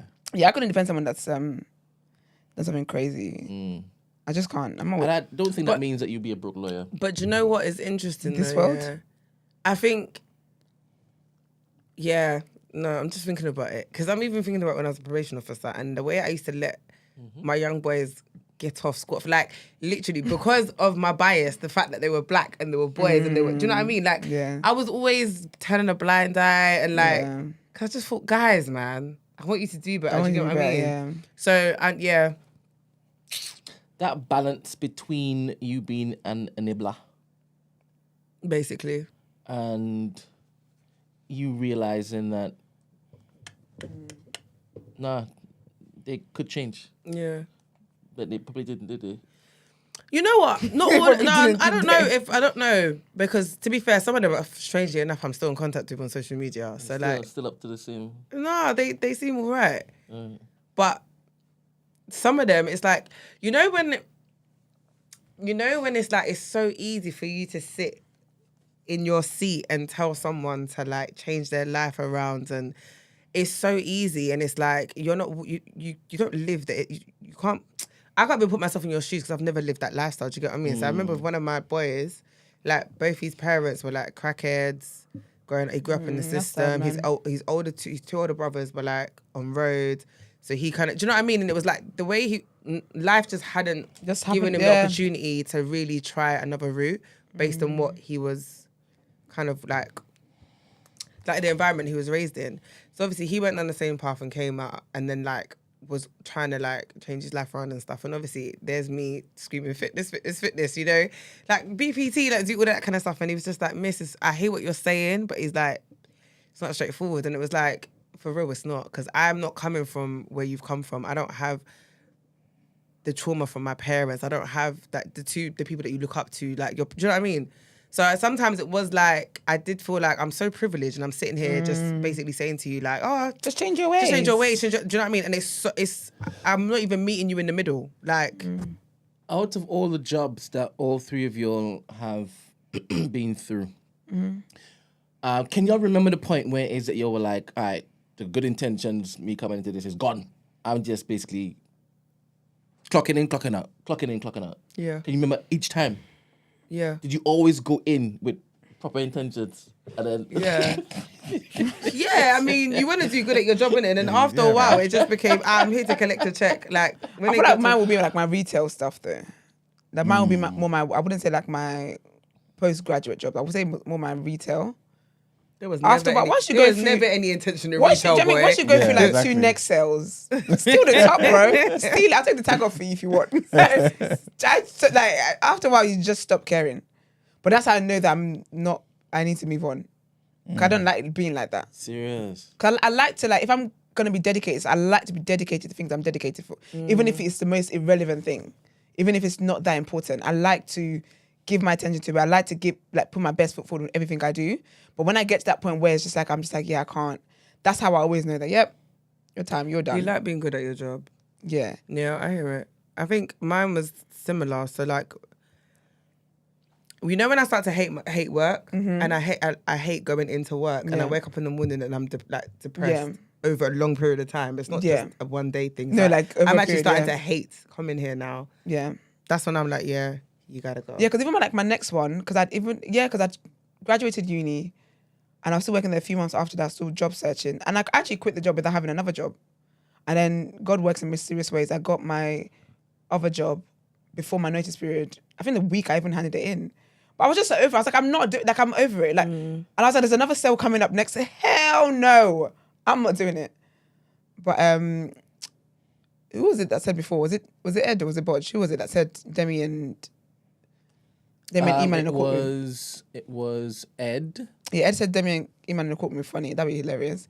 Chris says Iman would be a fantastic lawyer. I think he'll be a great lawyer, but he'd be the lawyer I hate to see in court. Like, do you know what I mean? I feel like if I had a case, like imagine me and Iman in court and I have a case, and I'm just like, oh. He would do the really, really dastardly things and say. This is what I'm saying. That it would be like, it would honestly be like, from it, love, you know? It would be so Things annoying. he knows that will kind of put you off. Yes, it would be so annoying. So and like, he'd be allowed to do that because that's his job.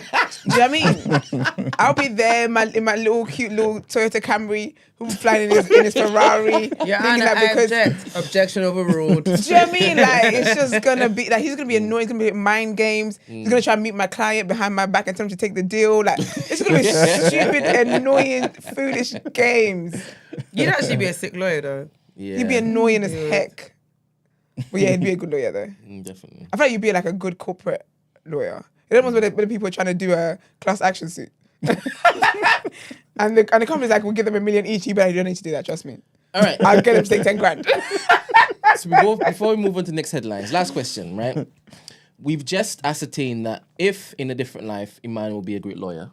Imael, choose a different career path for Esther and Gina based on their characteristics. Can I just quickly say one thing? Run. I feel like in another life I might have been a stripper. Just say it. Proceed. Really? I see. Do you see it? I'll see it. hell? Do you see it? Respectfully. No. You don't like to shake my hand. Just put the right music on and Really?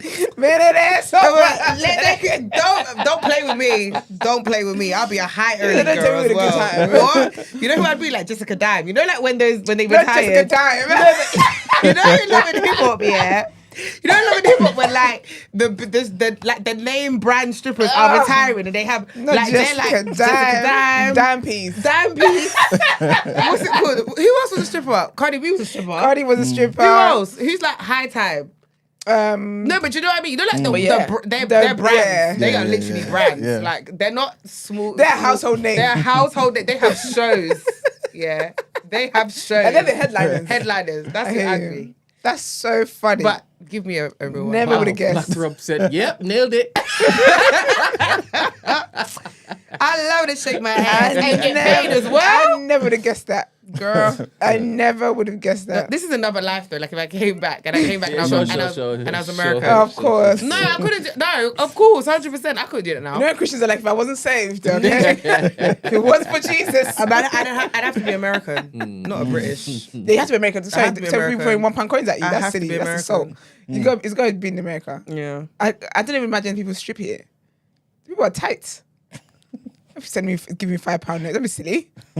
And you know the rappers here, nah. No, dude. It's got to be in America. I think Gino might be a MMA fighter, you know? Really? You tapping first legally. Tap in. Nah, but to be fair, yeah. I think, you know what though? I do feel like if I started my whole fitness thing earlier, I think I would have gone into sports. I can see it as an I think athlete. so, yeah. I can see the Combat Olympics. sports. Like hair laid, nails laid, and she's about to kill on this track. I'd can love actually that, see- I but can it's actually see just, that. I actually wish I did track and I wish I did track when I was younger. I blame my parents, man. They You fed fast? me too much. No, I was fat. Oh, okay. Like, do it. I was fat.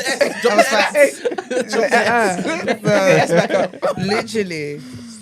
I'll take that though. Ooh, that's not bad. I do see us as like a lawyer, you know? Yeah. But more so like, okay, becoming a lawyer, but then this isn't a job, but it still is a job. Like being two things. Like the Prime Minister's wife. Oh, Or yeah.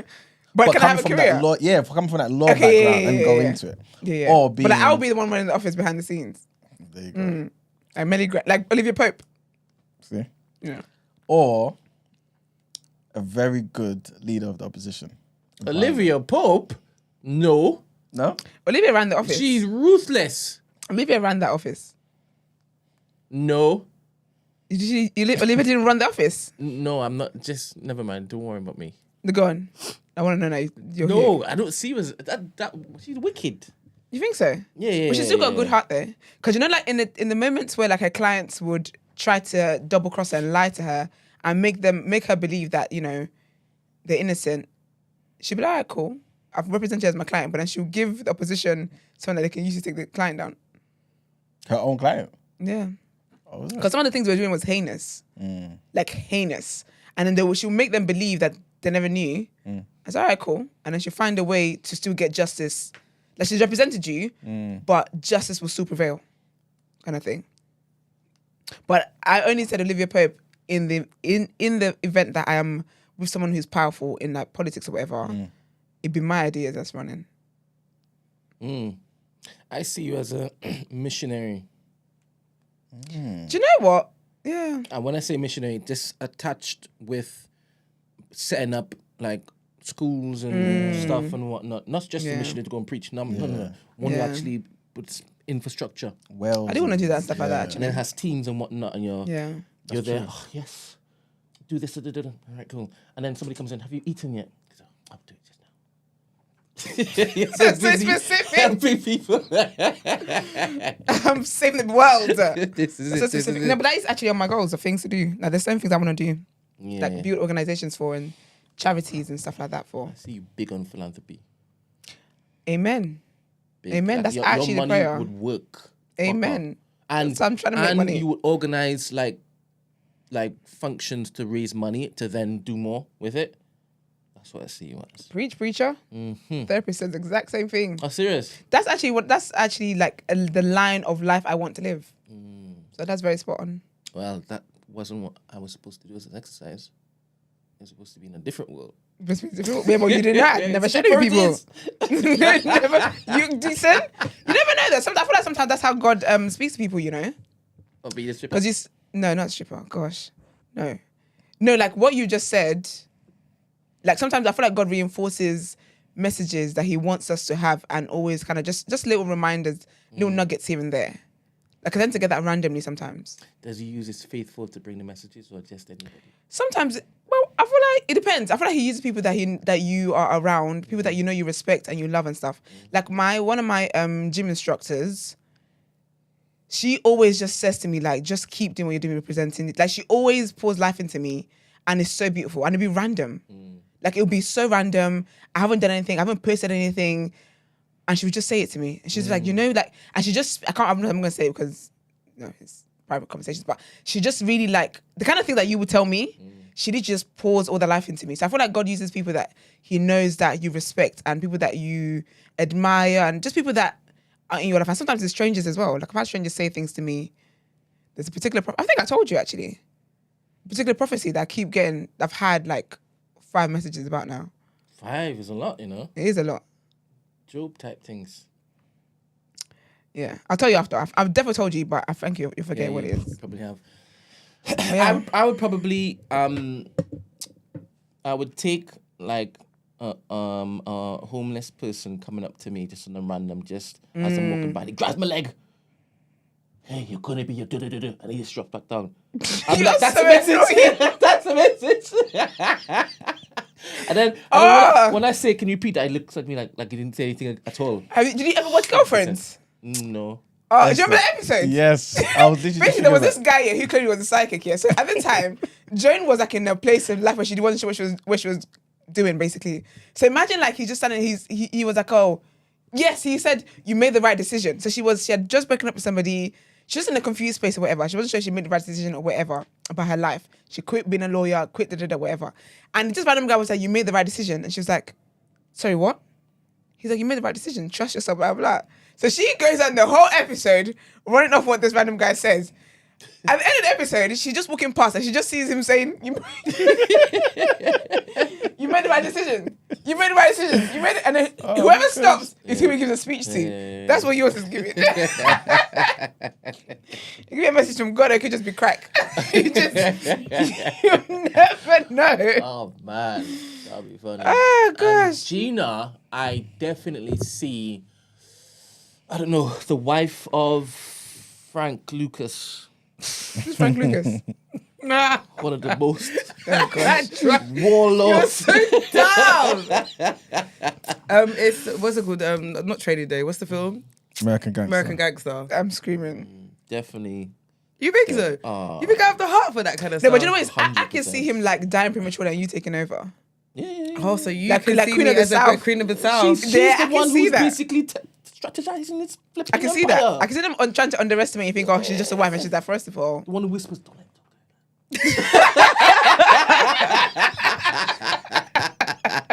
I mean, Oh my god. you know what? I watched a really good film the other day. Yeah. Oh, it's gonna annoy me because I don't remember the name, but it was with Liam Neeson. Even though I don't like He's him anymore. cancelled. He's cancelled. No, it was driving because Do you know what do you know what it was? And you know what? Listen, Any black man could have got it. listen. You know, before we watched the film, when the film first came on, I was like, listen, I'm not gonna lie, I don't think we should watch this. Why? And I explained this. I was like, how did you not know this? But the film surprisingly was good because he's a Because he's a good actor. No, let me land. No, because the reason why the film was good. right? No, listen. The best ones The are. reason why the film was good wasn't because he's a good actor. It's because I feel like a lot of his films are very, like, I can tell you the storyline. Yeah, It's yeah, Devil you can tell what's gonna Taken, it's happen. the same thing, yeah. But this, the plot twists and twists and turns, I was like, okay. Because Taken is not plot twisty. I think it's pretty obvious, right? But anyway, it was a really good film. But I'm gonna get you the name. It was on Netflix, but there was a woman in the film. Yeah, That's you.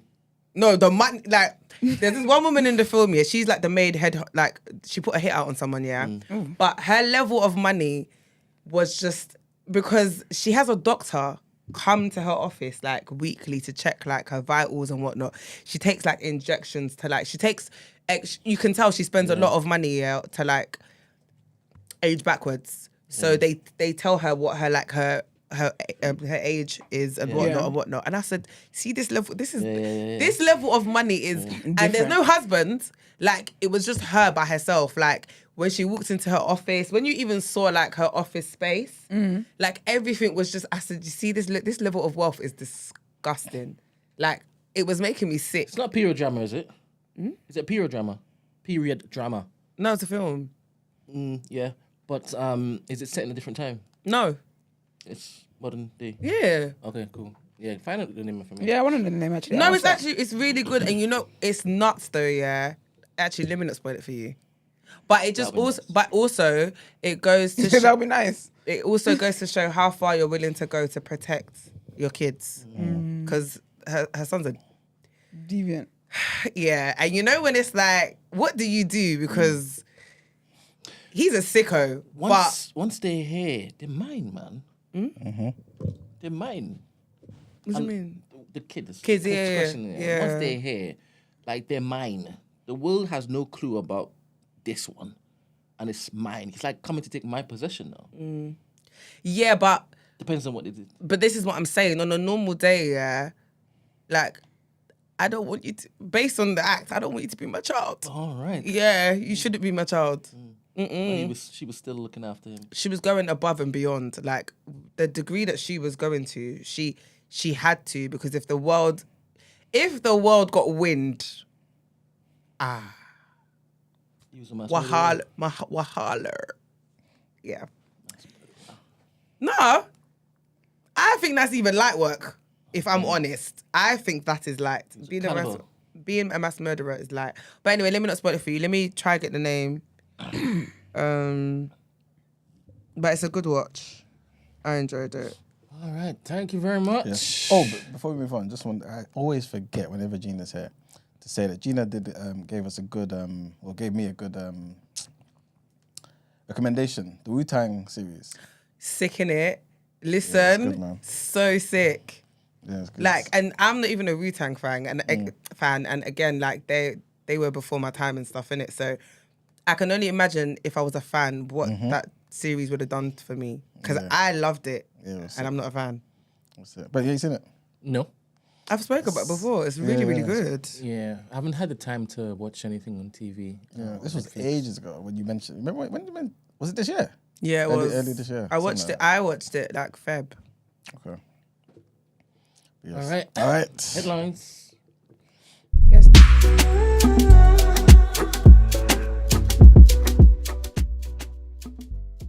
Does Netflix have a history? It does. I didn't watch it on mine I don't though. know. As in, They should do that. someone though. should do that. Yeah. All right, people. Israel and Hezbollah both threatened. What happened? I think I found it. Okay. I think it's called "In the Land of Saints and Sinners." Oh, that's a sentence. Sorry, what? In the land of who? Saints and Sinners. Hold on, let me double check. I want to see a trailer. All right. Yep, it is.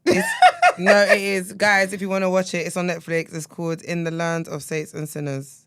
Give it a rating. Out of 5. All right. I'm gonna say like a 4. Ooh. Oh, that's high. 3.5 to 4. Like I thought it was a really good film. Okay. Thank you. I'm gonna watch that.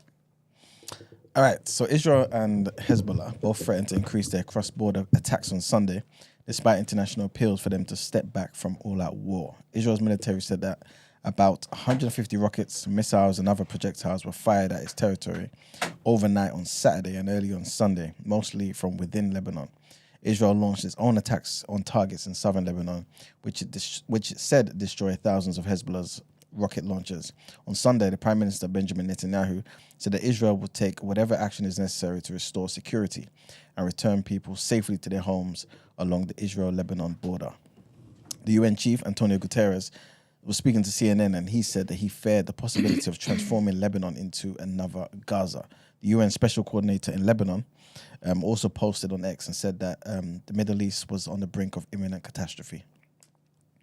Next headline, and the former president, Donald Trump, has said that he does not expect to run for election again in 2028 if he is defeated in the November US presidential poll. Trump, who's 78 years old now, has been the Republican candidate for 3 national elections in a row and has reshaped the party greatly over the last 8 years.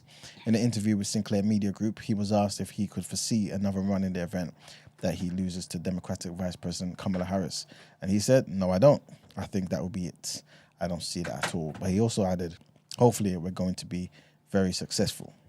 US law bars presidents from serving more than 2 terms, and so Trump is not expected to run in 2028 if he wins either.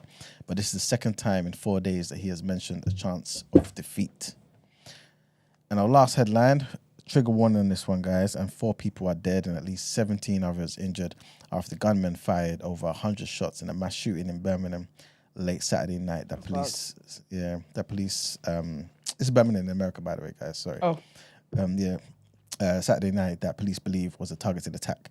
So the killers remain at large after the shooting in the 5 Points South neighborhood, home to the University of Alabama campus and a number of bars and restaurants. 2 men and 1 woman were found unresponsive on the sidewalk and died at the scene. The 4th victim, an adult man, later died at a local hospital, and more than 100 shots were fired from at least 1 automatic weapon.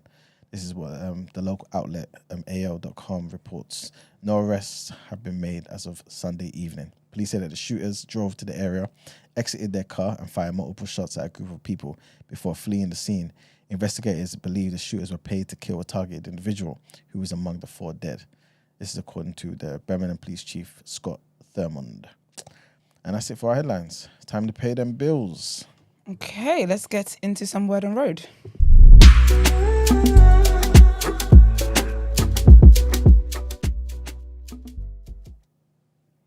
Okay, I am talking about the girlies today.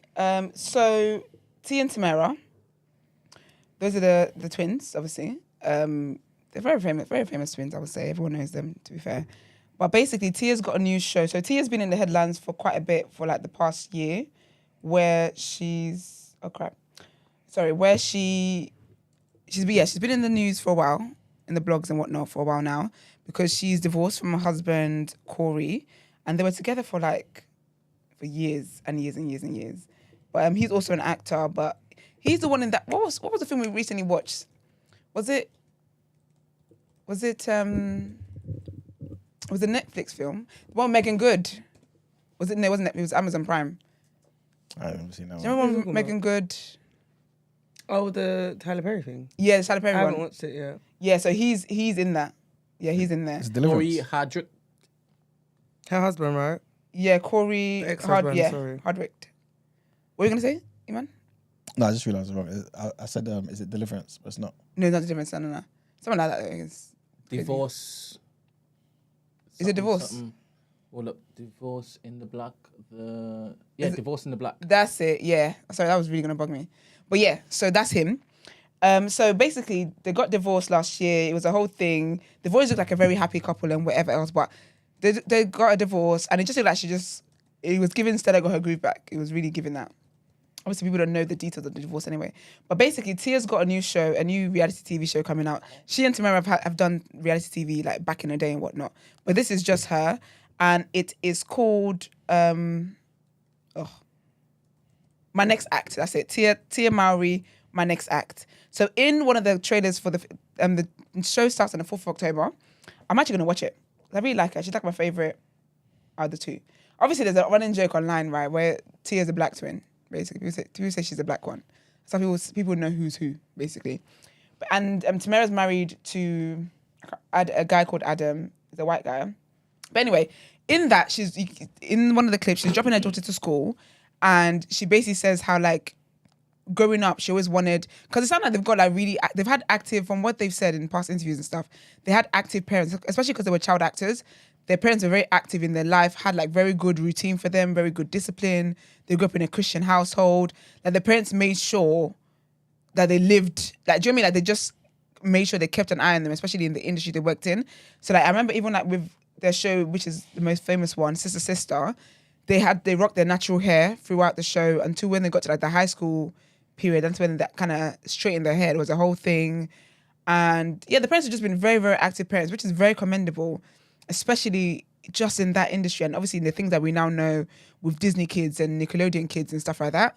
So that's always been a thing that they've commended their parents for. But basically, yeah, so she said how growing up, she always wanted her kids to grow up in a household with their mum and their dad. And she says moments where she has to go and drop their kids like to their dads and whatever else, those are the moments that just really highlight how real what their reality is like and blah, blah, blah. And she basically made a comment saying that it's times like this she wishes she and her sister were close and she could call her. So over the years, because they've done reality TV shows and stuff like that, people have kind of seen them fall out, that kind of thing. But they're very, very different people. And I feel like, I mean, obviously it's brought up a lot of clips from like their old shows and stuff like that, and how just how different they are and stuff like that. And Tamara was also on a red carpet recently, and the interviewer asked her about Tia's reality show, and she said she didn't know that she was doing a reality TV show. She found out when the rest of the world did. And I just think, I can't imagine like being a twin where you've always, like your identities have always had to just be the same and having to grow up with that. And I feel like not the first chance you get to be separate, but at some point you're going to live separate lives. So hopefully it's not, I don't think it's a forever thing. I just think sometimes, I think they're very, very different people, and they just care about different things. So that's really where they are. But yeah, Tia's been trending throughout the weekend, or Tia and Tamara have been trending. But I'm looking forward to, I'm actually going to watch her show. I'm going to watch it. I reckon it'll be very interesting because she looks like she's growing a lot. But one of the things that I actually picked up from the clip, which is not what people were focusing on, was just how like she said for the first time in her life, she didn't realize that she's finally got choice. Like she didn't realize she had choice to do anything. And she's living in that of just having choice. Let me see if I can get a direct quote of what she said. No, I can't. So forget that. Well, don't forget it, but I can't get a quote for you. But basically, yeah. Also, she also mentions about how she ran into Corey on the red carpet. So that was the first time they were spotted out in the same event together. And it was interesting there because she said how throughout these years, so basically it was like a female empowerment, celebrating women kind of event, right? But she was like, I go to these things all the time. He never goes. After the divorce now, guess who's on the red carpet? He's there. So obviously, basically, cameras captured the moment when she saw him. She's like, "Oh, hi!" And it was like a half awkward, hug. Yeah, it was like just a church awkward. hug. Yeah, it was like a church brother in Christ type of hug, and it was just very awkward. So she talks about that and just how the blogs ran with that. And she was like, "No, the reality was that was the first time I'd seen him since the divorce." And she was like, "I wasn't expecting to see him there. Like he never comes to these kind of things." So blah blah blah blah blah blah blah blah blah. But yeah, man, I like her. I think it'd be really, really interesting. So last week I talked about Kim Porter and that tell-all book that one of her friends allegedly released. Well, one of her friends is saying that book is a lie. Did you see it being leaked? Like, have you read the? Yes, I saw got like a few sent it, pictures. Yeah. Oh, the whole book? Not the whole book, but like some. Like a snippet from it. Yeah, Yeah, and I just saw the, some and parts. just the stuff that she was saying. Yeah, I saw some parts Wow. from it. I saw some parts from it. But I mean, she definitely did have a diary. She definitely died when she was about to release a tell-all book. So, but then apparently this person that wrote this book is a known scammer in the industry. He just makes things up. He's a white guy and he just makes things up and says he's doing documentaries and says he knows the truth about this. And apparently he had a whole thing about, he knows the truth behind Tupac and Biggie's death. And okay, it's just a silly guy. But anyway, her friend posted on Instagram and she said, now it's getting out of hand. There is no book. There never was. Several people continue to speak about and spread blatant lies regarding this mystery manuscript as if it were true. People, it's not. Kim would never do such a thing. And that's the honest to God truth. God knows the truth and so does she. As for me, I couldn't have another person call my phone or send me a text about this without clearing the air. Any negative feedback or comments on this post? Okay, whatever. But yeah, so she basically just talking about how it's all a lie and whatever else. But it's interesting, man, the things to do with Kim Porter. I actually went down a rabbit hole on TikTok yesterday where basically, so interesting. Conspiracy theories here about the music industry is so interesting. Have you heard of a lady, Brent, called Carolyn White? I think so, yes. and she was allegedly Jay-Z's mistress. Yes. Yeah. And she was pregnant, and then Yeah, she and was then gonna she do an got- she interview. got killed. She got killed, and she was Yeah, pregnant. yeah. And to that baby is Blue Ivy. What? Oh, Girl, I you guys didn't think I was gonna go there, did you? I Not didn't. just. I knew all of that, but not the Blue Ivy. So apparently, yeah, link. she's Jay-Z's mistress.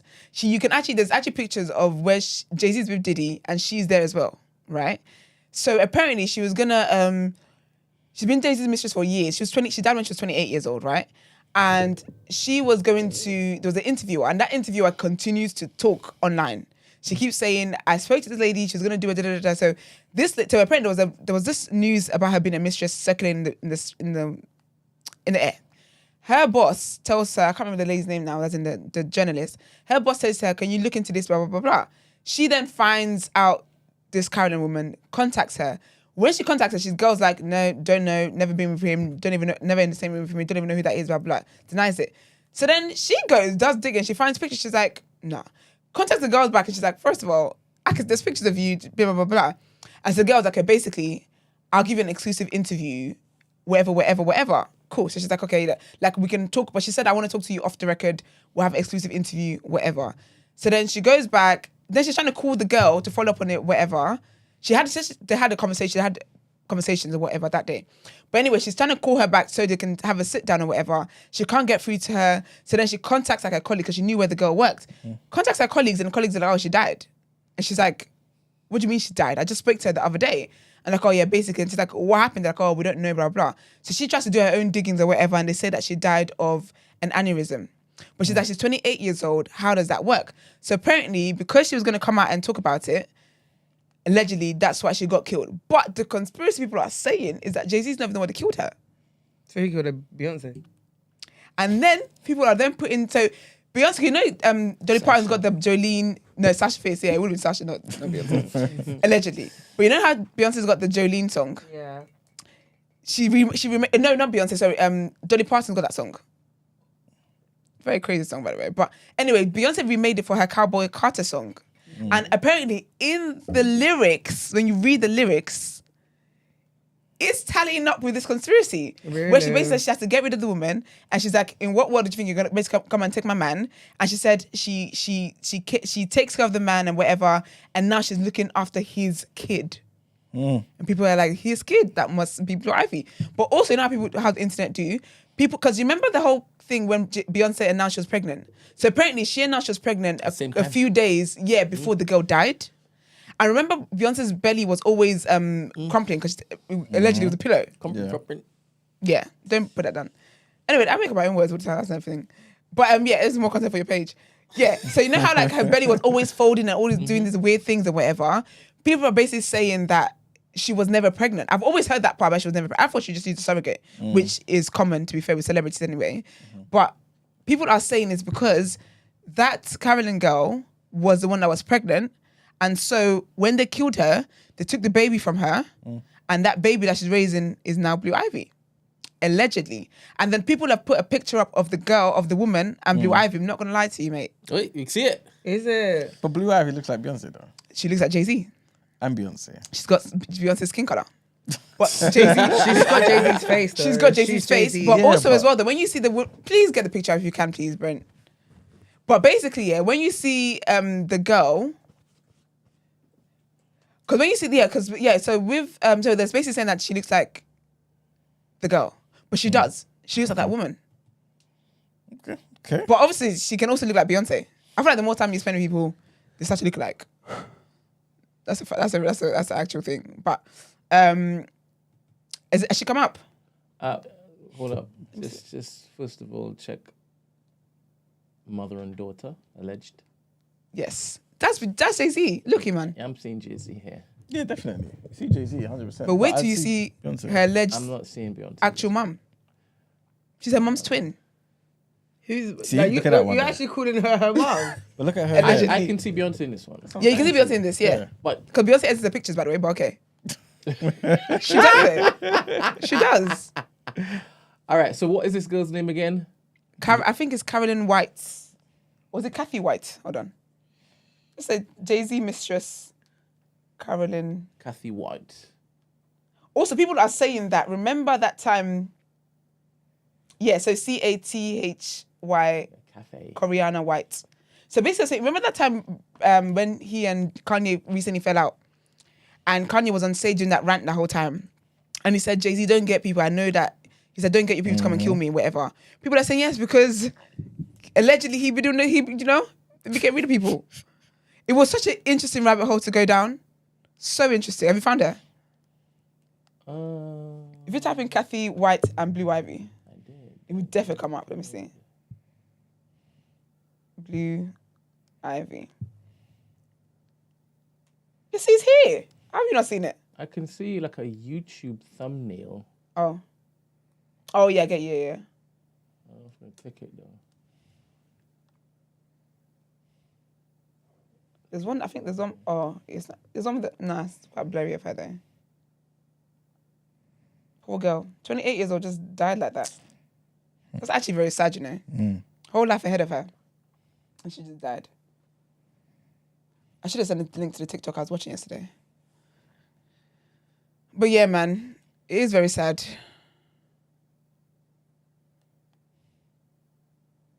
And unfortunately, the Jolene song is not helping, boy. It's not helping at all. But yeah, so that's what's happening. Why did I make her here? Oh, Kim Porter. And liars. Anyway, that's what I say, man. But it was very interesting because I never actually thought she had what's it called? Like gave birth to Blue Ivy herself, if that makes sense. But I just thought it was a surrogate. But they're saying that thing, and also Jaguar talks about it. When Jaguar said something. Sorry, I believe Jaguar, child. But yeah, man, so it's sad. It's very sad in something like that's a young girl whose life just died and whatnot. But anyways, also I talked about Eve's memoir last week. Yeah, sorry, no, forget. But yeah, I talked about Eve's memoir last week. So basically, in her memoir as well, she talks about, obviously, she was like the queen of rap for a long time. She was the reigning girl. She had a whole TV show, banging. Did you ever watch that TV show, Gina? Which one? Eve. EVE. How you do that? Of course Eve, I that did. was That was my show. I loved it so much. I love that show so much. But yeah, so in her memoir as well, she actually talks about Nicki Minaj. So as she goes on press tours, people obviously ask her about different parts of the book and whatnot. But she says apparently so she was on Barbershop, she and Nicki were on Barbershop too. And she said Was that what she was talking about? Because when I read it, I was thinking, what film were they both? I was so confused. Yeah, it was Barbershop 2, yeah. So she was talking about how basically when she was going to do Barbershop 2, and she had Nicki was on it as well. Obviously at that time, Nicki's success was like soaring. Nicki Minaj. in Barbershop. Yeah, she was in there. She's in a post and everything. Yeah. She used to work she worked in the shop, innit? Yeah. Yeah. So she talks about how basically she was nervous. 'Cause Eve was in the first one, right? Yeah, she was, yeah. So she was nervous about Nicki coming into the second one, blah, blah. And obviously Eve has been like just a queen in the industry for a long time. So she said how, and I thought it was very, very nice. Like I like transparent conversations like this. So she said how she was a bit nervous about meeting Nicki and what that dynamic would be like. Because she said how for her, she said obviously if you're someone that's like, if you're the queen bee in the industry and everyone knows you and whatever, and then you got someone else that's coming in and their success is kind of like surpassing yours, she was like, naturally as a human being, you will feel away. So she said what she did before they started filming Barbershop was she actually went to therapy about that, about the way she was feeling. Because she said she didn't want to meet her and just project that on her or whatever else it was. She just wanted to just have a great relationship with her. Like just carry us, and she just wanted to understand those feelings and how she was feeling that way and blah blah blah. So on her press tour, she has been explaining that a lot about just that feeling and just that insecurity that can happen if you are somebody who's successful and then someone else comes and it's like the things that you've been doing, they're doing it as well and they're surpassing your achievements and all that kind of stuff. Is just, she's like, it's a human reaction to want to feel jealous, to feel insecure about it, but it's not that person's problem. That's something that you've got to deal with. So she talked about with Barbershop that she said how when she actually started filming with Nicki, seeing Nicki doing Barbershop, but being in her trailer, writing raps, doing music, then going off to do like other appearances somewhere, doing tours. She said actually what she felt wasn't envy. It was more she felt bad for her because she's just thinking, wow, like this is so much. Instead, all she wanted to do was just hug her and just be like, just kind of be there as a sister for her. Like, if you ever need anything, you need help with anything, just pour life into her because she saw how hard she was working and all that kind of stuff, which I thought was just so, so lovely. So anyway, in response to that, Nikki penned her a lovely letter, which I thought was so, so kind. So she said, Dear Eve, the various things you've shared recently are groundbreaking, in my opinion, for so many reasons. First, thank you. The level of grace, the level of emotion and spiritual maturity it takes to be this vulnerable and transparent is a sign of true peace. That sounds like a bomb about to go off. How was that? Sorry. Oh. She says, the level of emotional and spiritual maturity it takes to be this vulnerable and transparent is a sign of true peace, happiness, fulfillment, and mastery of self. Self-reflection at its height. I always say that I think accountability is the sexiest trait a person can have. She said, I was one of the kids in New York watching Rough Riders on TV. I definitely remember how when you took the game by storm, that there were some people who couldn't hide their insecurities. Even though it's swept under the rug now, I also think you handled it with grace, but also a big sprinkle of unapologetic talent and charisma.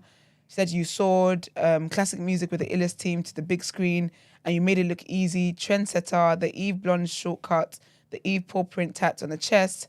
She said she was nervous as well coming into the movie set every day. She said, you look like a pro and I admire that so much. Thank you for trying to not do to me what was done to you, which I think is so important. Because I never understand when people say that people made them feel uncomfortable or there was never ever anyone there to show them the ropes about a certain industry or whatever. And then you get to be in a place of privilege where you can then mentor and help other people, and then you don't do that because no one did that to you. It's witchcraft. She says women feel so much pressure to compete, and it's a shame because we should usually have so much in common. She says she remembers telling a friend of hers that she didn't think you liked her after our first day on set. But you know something crazy? I swear I knew that you could tell deep down inside that I really liked you. She said, yeah, she loves the way the movie turns out. And she says, congratulations on she says, blessings to you and your beautiful family. Congratulations on your new book, as well as your many accomplishments in hip hop and film and TV. She says, P.S. you still look really pretty. I thought this was very, very wholesome. And obviously with Nicki Minaj, we don't really always hear the most wholesome things, especially when it comes to like other female rappers and stuff. I do believe is that, I'm glad Eve spoke about it, and I hope that it starts a trend of people actually starting to look within, because I think it's such a common thing, especially with like female rap and just feeling like there can only be one. And it's like, no, there doesn't have to just be one. There was Queen Latifah, there was Missy Elliott, like there's Foxy Brown, like they all coexisted. Obviously we don't know Lil Kim and all of them people, we don't know what beefs there might have been, but I just hope that it really starts a very healthy conversation, especially with the younger girls. And I just thought it was very, very nice. It was very nice of Nicki to do that. And I think also as well, it just shows that it's just interesting. I think she's just always had bad PR, especially with like the whole Cardi B stuff. She hasn't had the best PR when it comes to that. So, we'll see. But I do want to talk about the Nicki and Tidal thing. I'm going to talk about it tomorrow, child, because it was so much. She was going off on Twitter. I was trying to screenshot and I was trying to process what was going on. Like, it was just way too much going on. But she basically said she got scammed. So we'll get into that all tomorrow. But that's it, man. Let's get into People's Journal.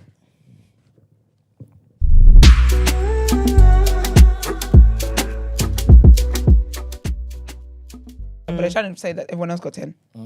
It's crazy. All right, people. Welcome to the People's Journal, where I give you the news from an economics point of view. There's a few things to talk about, but I'm going to do it quite briefly, to be fair. None of them really require going into a lot of depth. The government's come out and basically said that the borrowing in August has been at its highest level for the month since the COVID pandemic in 2021. That's crazy, though. Yes, That's official. Yeah, exactly. So those official figures show that borrowing reached £13.7 billion last month. What are you to do? But who knows? But basically, the official definition is basically the difference between the amount of money spent and the amount of taxes you're getting. It's not necessarily like... so it's not they actually got 13 point... Yeah. It's not like I'm going out trying to borrow this. But essentially, in economics terms, it kind of equates to the same sort of thing. Okay. But yeah, that's what I wanted to mention. Guys, okay, you know how you got like, you go to, let's say, Tesco or whatever, and it says it's got the Audi price match. Yeah. All that sort of stuff. So a watchdog has basically looked into it and said, listen, even though the prices are the same, the quality is not the same. Word. So one example is there's these chicken nuggets that Audi have got 450 grams. Fine, £1.55. Cool. Tesco got the equivalent. Same 450 grams, £1.55. However, the amount of chicken in the nuggets, right? Aldi have got 60% chicken. What's the other 40%? You know, like the breadcrumbs and all that other stuff they Okay. put in there. Because they're pigeon and stuff. Tesco's is 39%. Of chicken? Yes. Yes. 100%. That's wild. Sorry. Yeah. So, I thought Aldi had the smaller percentage. nope. I just got much better quality. They're giving you more for your money. Even though, based on the weight and the price, it seems like it's the same. But Aldi's still giving you better quality. So how much is Aldi giving you? So in that chicken nuggets example, Aldi's, the percentage of chicken in the nugget is 60%. 60% chicken. How can chicken nuggets be 39%? Yeah, What is imagine. the remaining Please. 40? They've got some horse meat in there. It's crazy. Hey, it's all sorts of breadcrumbs and air and stuff. In their cottage pies as well, this is another example. Aldi give similar sort of price. Sorry, same price, £2.49. But the weight, so Aldi's weight is 400 grams. Tesco's is 450 grams. So you may think, okay, Tesco's giving me an extra 50 grams. Excited. In terms of the amount of beef content in the actual cottage pie, Aldi's is 25% beef. Rest of it, I guess, is potatoes and all that other stuff you want to put in there. Tesco's is 18% beef. That's weird. So yeah, I'm just saying all this. Just guys, be mindful. It may be convenient to obviously just keep buying what you're buying because you're in one place, but understand that the quality is not the same. Next thing I wanted to mention is, in fact, takes us to back home where Kenya, they've pledged to send 600 more police officers to Haiti in the coming weeks to help fight the gangs that's controlling a lot of the capital. Remember, I think when this first happened, we spoke about this on the show briefly anyway. Kenya is one of the main countries that's actually contributing in that and doing certain things. So basically, they've been deploying people incrementally since June to help, Haiti battle or what's going on over there. And so now this takes it up to 1,000 Kenyan police officers that are in Haiti that are doing their best to kind of help bring the country into some sort of stability. Next thing I wanted to mention is, I think we spoke about this briefly as well, but basically there's some women's rights advocates in Ghana who are demanding the immediate implementation of a nearly 30-year-old gender equality bill, right? Which Ghana's president signed into law on last Thursday. So basically, essentially, it's like a affirmative action gender equality bill act of 2024. And it's expected to ensure that a certain number of women hold key positions in government, in security, in commerce, and all them other spaces where real decisions are being made, right? Just to improve, obviously, equality and things of that nature. So this law promotes the progressive and active participation of women in public life from a minimum of 30 to 50% by 2030, right? And this is in line with the UN's Sustainable Development Goal of achieving gender equality by 2030. Of course, this has been happening for a while, and so a lot of the women's rights advocates are coming out to say, yo, what's actually happening here? Like, we need to see this actually being implemented. Don't just sign the bill and things of that nature and just keep us quiet or whatever, but actually do something about it. So, yeah, they're holding the government to account. Last thing I wanted to mention is, have you guys noticed that the fuel prices are going down? Yes, I have actually. Yes, there you go. Happily so. Mm-hmm. So, yeah, long story What does short. that mean? Well, And how long is it going to last for? well, all it means is, I guess there's more competition or something. Yeah, I don't know. But basically, RAC, they do a lot of these polls and they look into certain things just to make sure things are kind of operating as they should be. And basically, they've basically reported that the prices at these at the petrol pumps and whatnot are falling more quickly than at any point this year. So and it could even drop further in the next few weeks as well. So yeah, man, that's all I pretty much wanted to say. So hopefully things will continue to fall, especially as inflation hopefully continues to fall. And yeah, man, hopefully the cost of living crisis will be something that'll be behind us in some years to come. Being realistic. Mm-hmm. But yeah, that's pretty much it for the People's Journal. All right. So let's get into asking for a friend.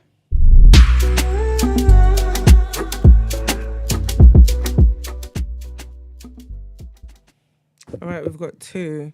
First one, I have a problem that I need help with, and it's internal. I'd like, hopefully, for there to be as many people as possible in the room to help and chime in with my dilemma. I'm a light-skinned mixed-race guy. My mum's white Irish and my dad's black Jamaican. I grew up in Hackney and I fancied all types of women growing up. But looking back at it and being honest, dark-skinned black women were never the ones I thought were the cutest. I probably looked at them as having the nicest bodies and sexually objectified them like a fetish type thing, as they do in pornography. And the ones I did find cute were the ones who maybe have reduced Afrocentric features or more Eurocentric features stand out, i.e. softer natural hair texture or thinner lips or lighter eyes. It wasn't a thing of me of thinking being dark skinned and black is the worst you can be as a person, because I had and still have dark skinned black friends since I was young. I don't want come across. Right. I don't want to come across as those guys that say I'm not racist because I have black friends, laugh out loud. We used to banter each day. Bro. We used banter each other. We used to. Guys, please. 'Cause you're tripping me up here and it's not me. We used to banter each other in rude ways, like they'll call me yellow and I'd call them midnight, etc. And as an adult, I realised saying that no matter how someone means for it to come across, it can have a massive impact on someone as they grow up and they are straight up nasty and rude comments to make. As I've grown up, I've gotten rid of those toxic, immature views and corrected others for having and expressing those thoughts. My dilemma is that how do I know and fully acknowledge that I like and love dark-skinned women and it's unconsciously not a fetish? Is it a thing where that might not be able to happen because I haven't always felt that way? Do I have to know and love all types of dark-skin shade, range or hair textures for me to be sure? Hopefully you can understand my dilemma and you can help. Love the show. I can never comment live. I'm always at work. P.S. I only like black and mixed-race women now in a non-fetish way, and I've dated 3 black women in the last 5 months and 2 mixed-race girls over the course of a year. Oh. I think it's not a fetish because you know it's not a fetish because you knew when it was a fetish. So now you know it's not a fetish.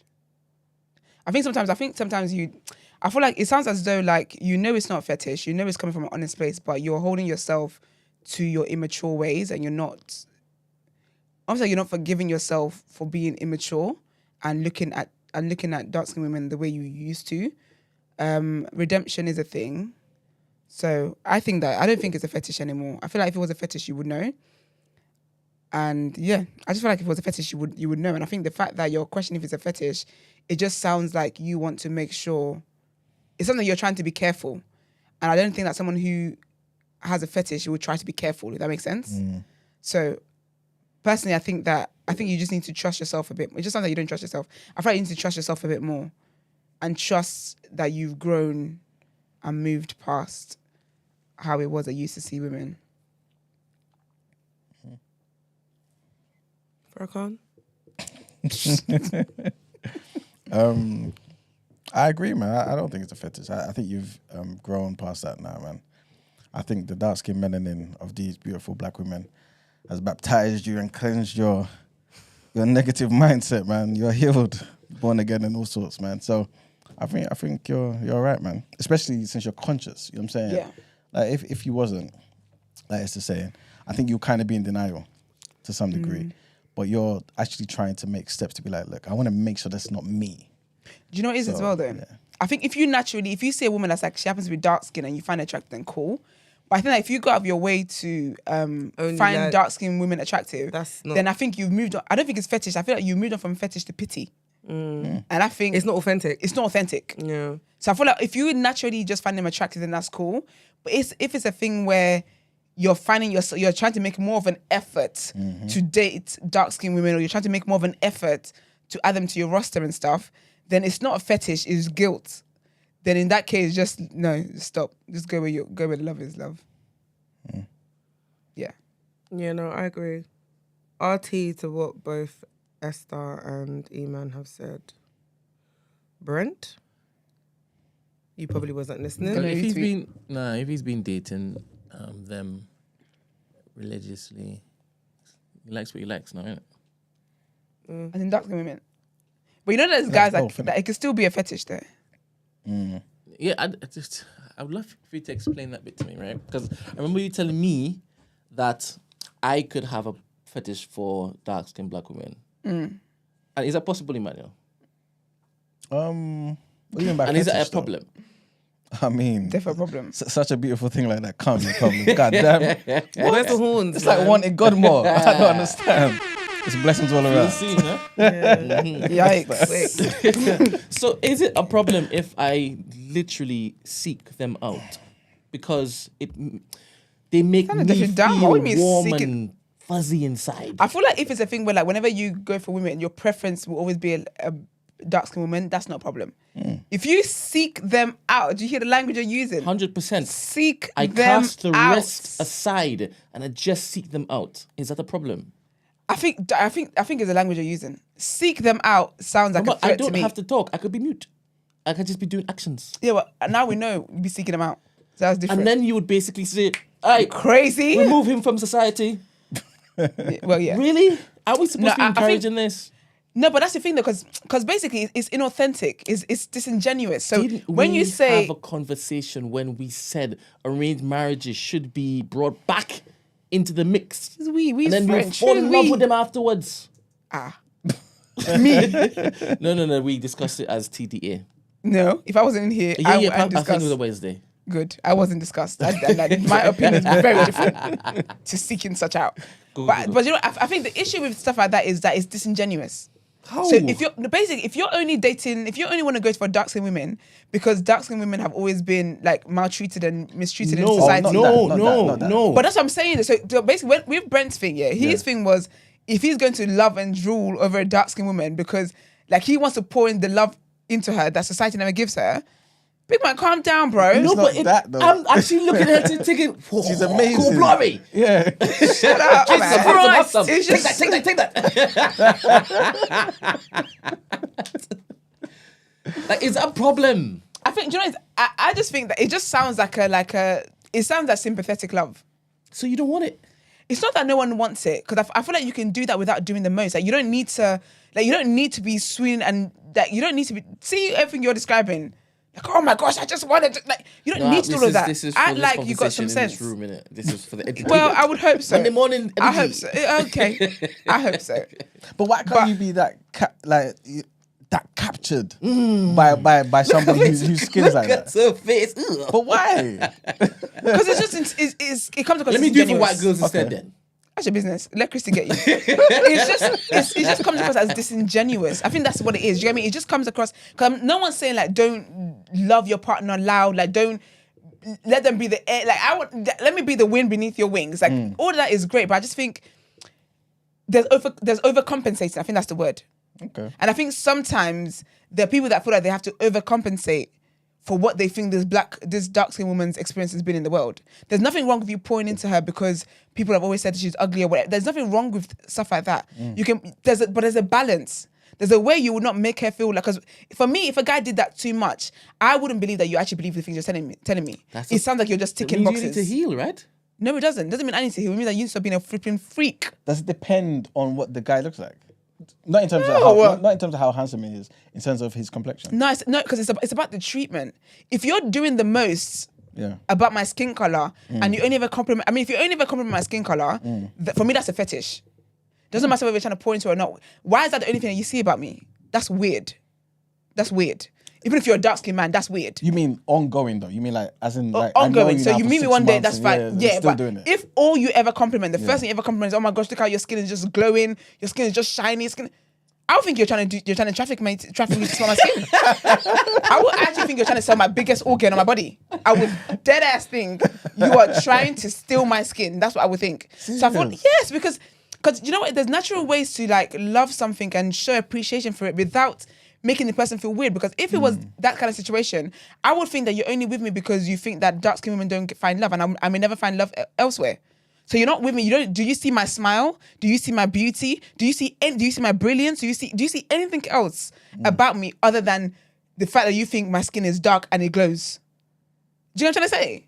So I feel like it can come across. There's nothing wrong with appreciating your partner, or appreciating dark skin women, but I just feel like there's a line between appreciation and overcompensating, and it makes it seem as though I feel like as the recipient, it just makes it feel as though like you're just doing it to tick a box. Like Like you're just like I've been in a room, for example, where someone's complimented somebody else, and then they feel like I'm gonna feel away because they haven't complimented me. I ain't checking for you, but because they feel like, oh, just to make you feel included. Oh, you look nice too, and it's like, yeah, but you don't mean that because if you felt like that, you would have originally said it. But you're only saying it feels like a crumb. I get you. Do you know what I'm trying to say? So If I have a daughter, dark skinned, like proper purple. Yeah? Just talk I don't know about how I feel about this. I honestly, that's I've honest I've truth. just said I that. don't know how I feel. I Just so don't know. Wait. I've just said that obviously, facetiously. Just to tell you the depth of the melanin that was packed in there, right? And I know she's going into an environment that is going to basically ostracize her. And I pour into her how beautiful the skin is, her hair, right? Her features on her face, her lips, her nose. 100% I'll be like, you're intelligent this time next, right? That's just a given, right? Because she's Is it daughter. though? No, I was to point to her that. But mama, they're not seeing her intelligence. They're just being presented with her exterior. Yeah, I hear you. Is that a bad thing? Do you know, it's not necessarily like it's a bad thing. I just think that, like, I get you saying that you feel like what society's looking at is her beauty and like the beauty, right? And so you're going to pour into that more than you pour into compliment her intelligence or whatever. But there's places she's going to go into where her beauty is not what's on the table, it's her intelligence. And if you haven't poured into that as much as you poured into the beauty, she can be in there thinking, okay, I'm just looks, but I'm dumb. I'm going to be honest. I needed that. So I'm Why did you all need day, that? every day, because I feel like I grew up with a lot of insecurities about my appearance. I knew I was clever. I know that I'm smart. I knew that. My parents didn't even instill that in me. The grades were there, innit? So I didn't need that reassurance because you can't come and argue a question with me about that because the proof's in the pudding. However, on the other side of that is me consistently questioning my complex. Like, do you know what I mean? So I needed that a lot more than you telling me that I'm brilliant education-wise because I already knew that I was brilliant education-wise. So I would have loved a you in my life growing up. So I'm 1,000% gonna probably smother my children to the point where they're sick of hearing that because I know what that lack of did to me. And if the fine boy in your year was doing the same thing, how would it make you feel? What do you mean? The fine boy in your year, the guy saying in it your to year. me? Yeah, just You know, skin is can I be developed. honest? I think no, because you're so weird. I think no, because when it comes from the home, I think it's a lot more rooted, right? And it's not sexual or like it's not objectifying you. Me hearing it from the guy in my class who is the most popular guy is gonna make my fanny flutter. My fanny's not fluttering from my family, so I would prefer. Do you know? Just in terms of me being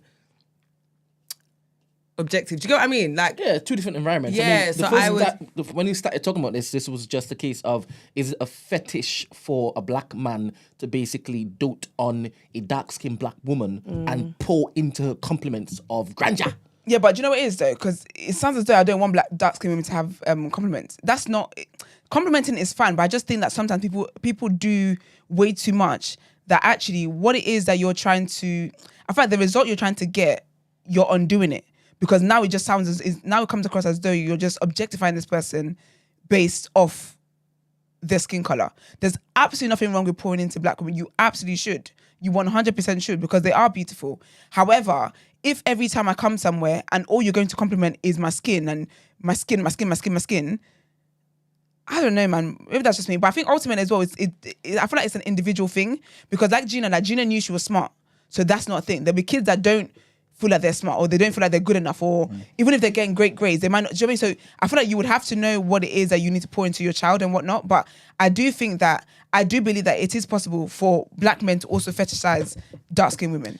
That is possible. I hear you.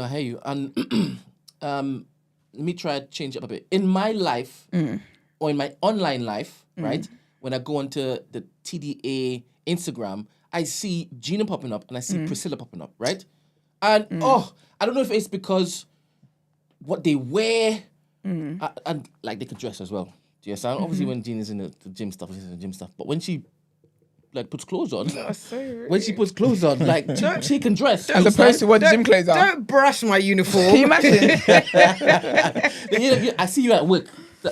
It's your work clothes. It is my work clothes. You're like, Priscilla's always doing the fashion just- stuff. yeah. Like she's always did it. And I keep looking at her and thinking, this is just flawless. Like her skin is flawless, right? Yeah. The features of her face are model-esque, right? They're aesthetically pleasing. Just like Gina, aesthetically pleasing. So it's easy for me to be like, this is nice. Maybe if I looked at their faces and I didn't think they were sweet, maybe I wouldn't be, wow, that's lovely. But if it's sweet and it's dressed up nice and whatnot, I'm like, that is stunning. Because you don't normally see that level of melanin jam-packed walking around the street. So I guess it's like that's a unicorn. Yeah. And the unicorn looks amazing. Have I got the fetish? Am I fetished up? I don't see it. I as a don't fetish, see but it as a obviously, fetish. I think it's obviously like S is saying, it's a each their own sort of thing. And I think, and this is basically what I was going to ask. It almost kind of sounds like it's one or two things, right? Is it also if you detect if it's genuine from someone, right? And number two, also, is it based on your experience too? You know what I'm saying? Because me personally, if somebody comes up to me and says, "Oh, my skin's beautiful," in my head, I'm saying, I'm glad you recognize what you're seeing because this is bloody amazing. You know what I'm saying? You know that's right. Facts. You know what I'm saying? So in my head, I feel like if I'm giving that same compliment to Gina, for example, and thinking you're so like for me, for example, when I see them women from Sudan, I think that's God right there. You know what I'm saying? Yeah, their skin is rich. So like if I'm seeing that in person and I'm saying that every single time, it's because I feel like I'm reminded. It's just right there. But can I quickly And I just mean it. quickly add something though? Yeah. I think the issue with the complexion thing though, Yeah. and why sometimes it can come across a bit like a pity party or like pandering is because it's like you're not gonna go to a light skinned girl and be like, I love your complexion, right? If a girl's pretty, she's just pretty. Do you see what I mean? And it's like, yeah, you're smiling because you know what I mean. No, but there's a reason. Why? I ain't gonna say it. Fuck on. No, but I feel like Probe him.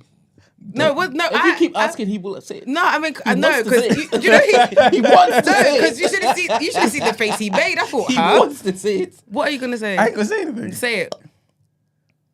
Say it.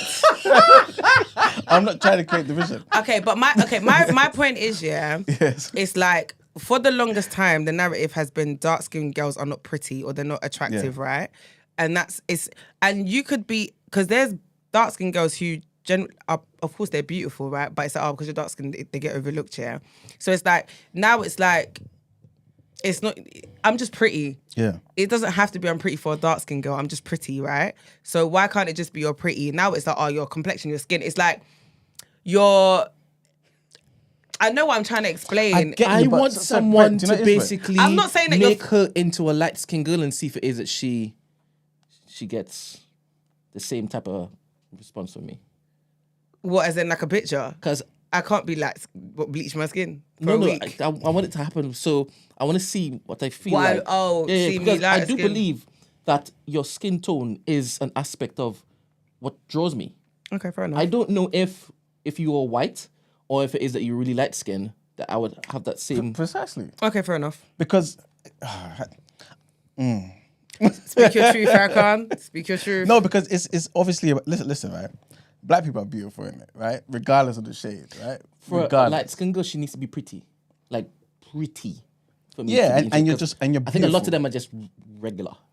But do you know what's really interesting though? But I feel like growing up, and this isn't me throwing shade, I do feel like there was less expectation for them to be pretty. Just the fact that you were light skinned Yeah, was, 100%. was enough. Yeah, 100%. remember I that still time. feel like that's the case now, though. 100%. That's Yeah. just how it is. So I feel like for a dark skinned girl, you have to be pretty. Do you get what I mean? You see how you're saying you have to be. I'm only interested in pretty faces. That's for me. I know, but do you get what I'm trying to say in terms of like the standard of what is accepted as beautiful, like as pretty? I get what you're saying because it's almost like people would just be like, okay, cool, light skin. Oh, like just saying to somebody, oh, I met I this girl, agree she's what light she's skin. saying. Oh, 100%. Yeah. A lot of light skinned women are just they don't. Their faces are regular.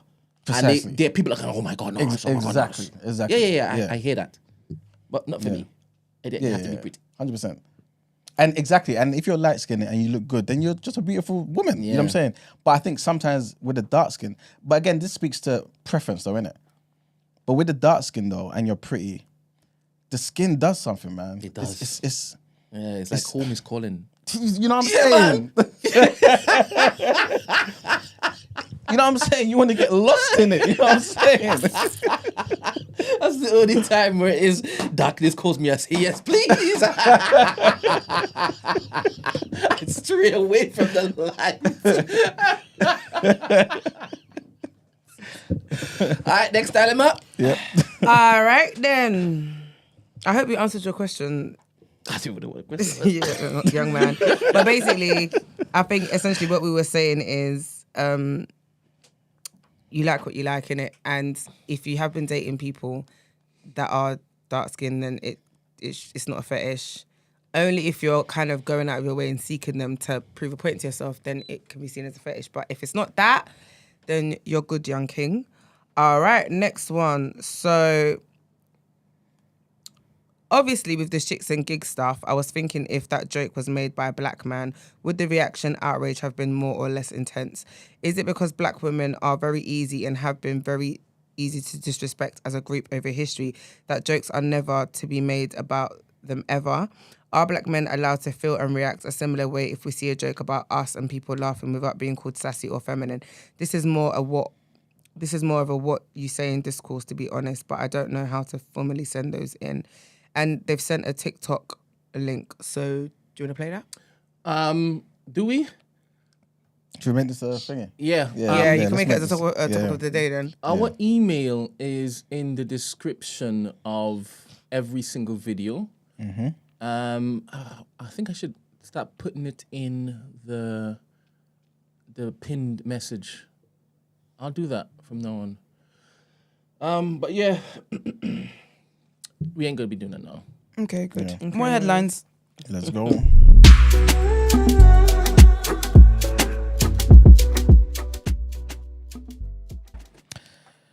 All right, people, trigger warning on this one. Big trigger warning, man. The CPS, the Crown Prosecution Service, has said that it twice considered bringing charges against ex-Harrods owner Mohammed Al-Fayed, but concluded that there was no realistic prospect of a conviction.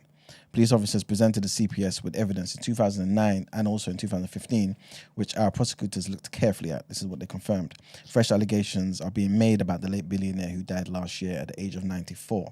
A BBC documentary has led to dozens of women coming forward to say that they were raped or sexually assaulted by the businessman. In 2008, the Met Police investigated Fayed after a 15-year-old girl said that he sexually assaulted her in the Harrods boardroom. The Fool said it handed a file of evidence to the CPS, a step which has to be taken before charges can be issued. 3 other investigations into claims made by 3 other women, 2018, 2021, and also in 2023, got to an advanced enough stage that the CPS was called in to advise detectives, as first reported by the Sunday Times. But in those instances, a full file of evidence was not passed to prosecutors. Next headline, and the Home Office said that 707 people crossed the English Channel in small boats on Saturday, which is the 4th highest daily total so far this year. The total number of arrivals for 2024 now stands at 24,335. The highest number of people who have made the crossing in a single day was on the 18th of June, with 882 people. More than 10,000 people have made the journey across the Channel since Labour won the election in July. That is ridiculous. The government said that it is making progress in its bid to stop the crossings, having recruited former police chief Martin Hewitt as its new border security commander. The latest arrivals come just days after the Prime Minister said he is not going to put an arbitrary date on stopping the small boat channel crossings. In an interview with the BBC South East, Sir Keir Starmer said that he was absolutely determined to tackle the smuggling gangs who facilitate the crossings, but would not commit to a time frame for doing that. And the last headline takes us all the way to Sri Lanka, where the left-leaning politician Anura Kumara Dissanayake, pardon me for butchering that, has been elected as Sri Lanka's next president after he won the debt-ridden country's first election since its economy collapsed in 2022. The 55-year-old beat off his nearest rival, the opposition leader, Sajid Premadasa, to emerge as the clear winner after a historic second round of counting, which included second preference votes. It's a remarkable turnaround for a man who just won 3% of votes in 2019, you know. The election on Saturday was the first to be held since the mass protests unseated the country's leader in 2022. I believe we spoke about that after Sri Lanka suffered its worst economic crisis. And that's it for our headlines. It's time to pay them bills. All right, let's get into the reaction.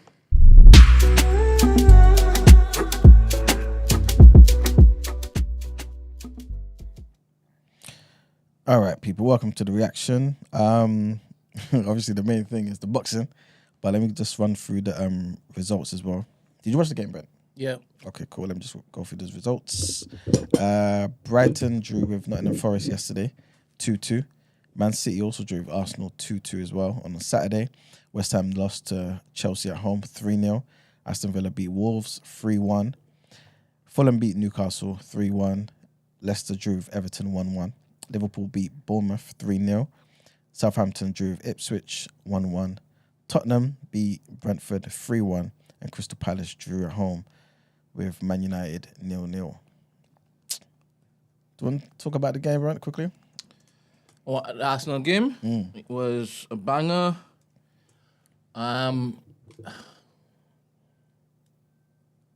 Everybody played well. The referee is a wanker. Yeah, was I surprised? I don't know. My mindset on Arsenal has changed. And I don't think it can ever go back to where it used to be. We're just dope. We're just sick. Arteta is just sick. And I love the fact that he's come against his professor, his daddy, and he's shown the world that he's got his number. I know bare people were there questioning Arteta and his capabilities and this, that, and next, and everybody outside Arsenal. Even some people inside Arsenal, they've gotten like corrupted, poisoned, and now they're basically seeing that he is capable. He is the man for the job, and he should be who we look to invest in for the foreseeable future. This guy is ruthless. He's strategic. He's tactical. He's well spoken. He loves the club. He loves the players, and the players love him. The players turn up for him, and the players they perform every single one of his instructions. That game was sick. It was sick. And when it is, we went on to 10 men. Bear in mind, I blame Trossard. 100% I blame Trossard. Trossard's a bit of a willy. He's a wankawala, right? If you know that they're out to get us, if you know that he's just itching to pull out cards, don't do reckless things. Don't do it. I mean, even the badge, yeah, Haaland was doing that all the time. But my friend, if you know that the odds are stacked against you, be mindful, be careful. But once that happened, either which way, for 45 minutes, we were down to 10 men. And our defense is imperious. Impenetrable. Love it. I love that. I love that we can go into a game where the odds are stacked against us, right? And we can just rely on our defense to do its job. That's a beautiful, beautiful facet that we've never had. We've never had, well, I don't know. I mean, back in Invincible days, we had a great defense, but the entire game was different back then. But now, Arteta has really brought hope back in a beautiful way. And obviously, it's annoying that, we didn't have Odegaard. We don't have, what's that guy who we brought in for midfield? Marina. I think it's Marina or whatever his name is. We don't have him 100%. But we went to the Etihad and we nearly won. And it would have been justified in us winning. It would have been just. Oh, it was a beautiful game. And I take the point, 100% take the point, because I know that the Premier League will be won off the back of the rest of the games. And at their home, we played like that. I am confident of this season. We just need to make sure come January we make a couple other signs. Because we're a bit light right now. We're light. Partey played well. He really played out of his socks, which was good. I didn't expect that to happen, but he played well. He did what he was supposed to do and whatnot. And the entire team, yeah, proud of these boys. Proud of these boys. Gabriel, I don't know. I prefer Gabriel over Saliba. I'm not saying Saliba's rubbish. I'm not saying that because how can I? He is Rolls Royce.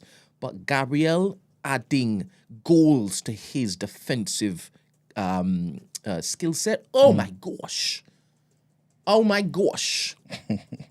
So, yeah, I love the game. The weekend was good. It was a good weekend. And it bodes well for what is to come. Remember coming into this particular pocket of games, some Arsenal fans were like, oh my goodness, it's Tottenham, it's Aston Villa, it's Atalanta, it's Man City. I fear. Brother, we're 2 points off from the top right now. Do you understand? And we beat Tottenham, we beat Aston Villa. We drew to Brighton. That shouldn't have happened though. Madness. And we drew to Man City. That is a flipping run of champions. 120%. So, yeah. Like, I'm hopeful. That was a good game. It was a fantastic game. Anybody who wants to join the Discord to jump into the AJ Dubois, you can. If it is that you want to say a little piece on Arsenal, you can. But I think I've said enough. All right. But they need to get onto these referees, man. Consistency is what's needed. Because how you can be giving this guy a yellow card for that and then Doku didn't get it? Nah, madness. Bonkers. But are they gonna do anything? I don't know. I don't think so. But anyway, that was my feedback. I think Liverpool won, which is great for Liverpool fans. Chelsea's looking good. So for Chelsea fans, I think they should be happy. You know, they should be happy. Their team's starting to click. I think Tottenham won, I believe. Yes, they beat Brentford 3-1. Hold up. Somebody has just joined the Discord. Somebody I hope it's about the boxing. responsible. He'll be staying for the boxing. But Just think about the time. yeah, he's gonna be brief, but he's staying for the boxing. Like I said, that's why I open it up to just speak on it and then stay for the boxing. All right, views quickly. Sorry. Good morning. Morning. Morning. I mean, to be fair, I was going to talk more on that last point you made on the sending off for Trossard. Yeah. Oh, you know me, Brent. I'm a little bit less pessimistic than I normally am when it comes to Arsenal now. I still think there's that sort of immaturity that some of the players have, because as much as that Doku one, you could say that was yellow, apparently the ref was telling him he needs to go further back. So he wasn't stopping the restart. He was actually trying to push the free kick to the original spot. I feel like a lot of the players... So you're saying that the referee instructed him to kick the ball back? That's what they're claiming. That's what they're claiming in the... I think they said there's a...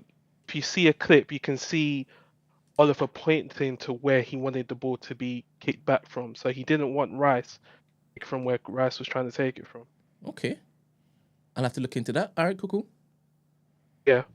So I think, like I said, I blame Trossard for that. I think that Trossard should have been smarter than that.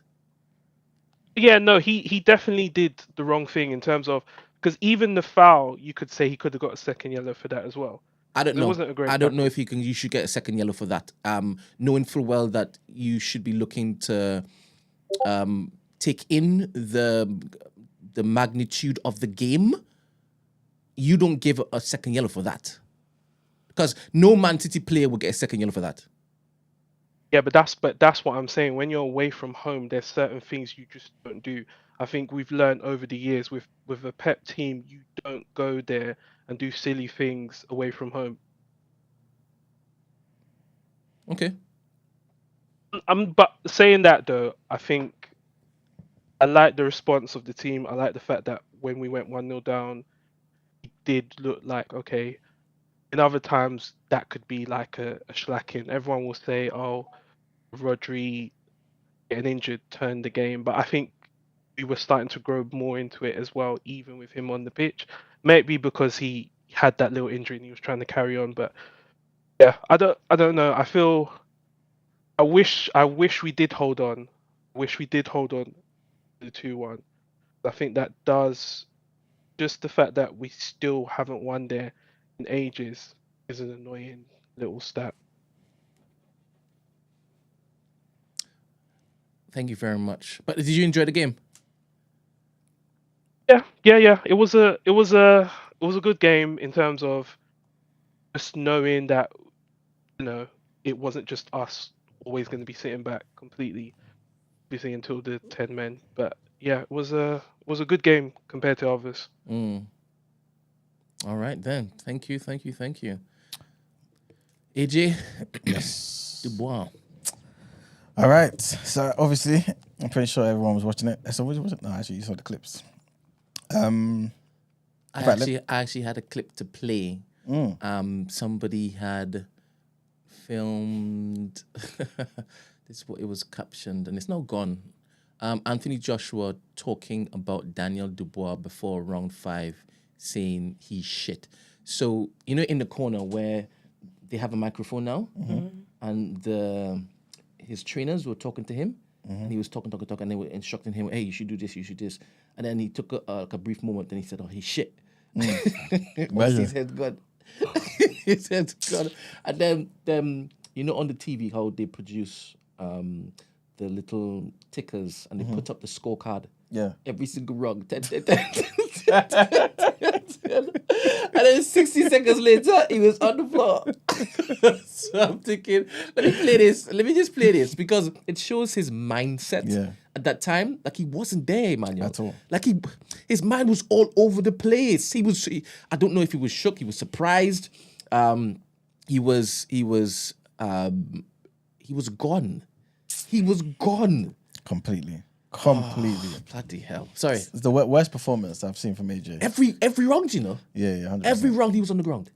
He got beat the hell out of. And I don't think he respected him though. He didn't. And but even the round he got knocked out in, where he did the little wink, like, "All right, I'm going to take him out now." And I was like, "What is he thinking?" Yeah. But I think it's like Brent was saying, like, I don't think he was fully there. I don't think he was understanding the situation he was in. You know what I'm saying? Like, because everything should have told him to relax. Yes. You know what I'm saying? Like, even a professional boxer who has all their faculties in order, when they've got another boxer hurt, typically they're still being a bit cautious. You know what I'm saying? Like, even when you're about to finish the job, if you look at Tank, you look at Terence Crawford, who are some of the best finishers right now, they're still somewhat cautious when they're going for the kill. This guy just went, his left arm might as well just been in his pocket. You know what I'm saying? Like the whole night. And I don't know if it was because of his trainer as well. So I'm not trying to shift the blame like completely anyway to Ben Davison here. But that guy is a very analytical sort of coach, right? And his style is kind of like when someone's just trying to do beautiful boxing, but with the high IQ. And for someone like Fury, who he used to train before, that can work.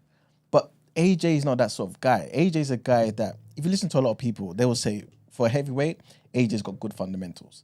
But that's because he does the basics well. He's got, you know what I'm saying? He's got the high guard. You know what I'm saying? Like he does the fundamentals well. In that fight, there was no fundamentals. None. His arm, this arm here should have been here all night. It was all the way down here.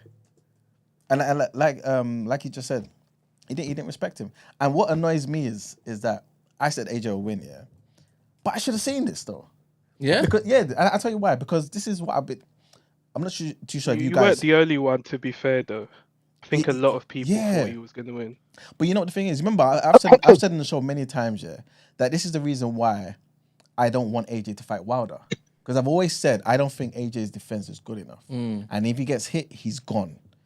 And when I think the fights since AJ's kind of comeback, to me, kind of looked like AJ was actually being like more of a thinking boxer. You know what I'm saying? But remember, he wasn't with Ben Davison the entirety of that comeback. He was with what's his name? Spence and Charlo's coach. What's his name? He got coach of the year as well, man. Anyway, he was with him. If you look at how AJ was fighting someone like Franklin, fundamentals, and this is a lesser opponent. No disrespect to Franklin, but fundamentals were there. You know what I'm saying? Cool. I'm jabbing. I'm doing certain things that may seem like basics, but at least he was doing them well. In this fight, I don't know what happened, but for some reason, I don't know why. If you're training, like he hasn't really got, like Ben Davison hasn't got him to the point where automatically your left arm just goes up. It has to. Against Dubois, the guy has been like, his last two performances have been insane. He shouldn't have won against Miller. He shouldn't have won against Hergovich. Not that he shouldn't have won, but Serious?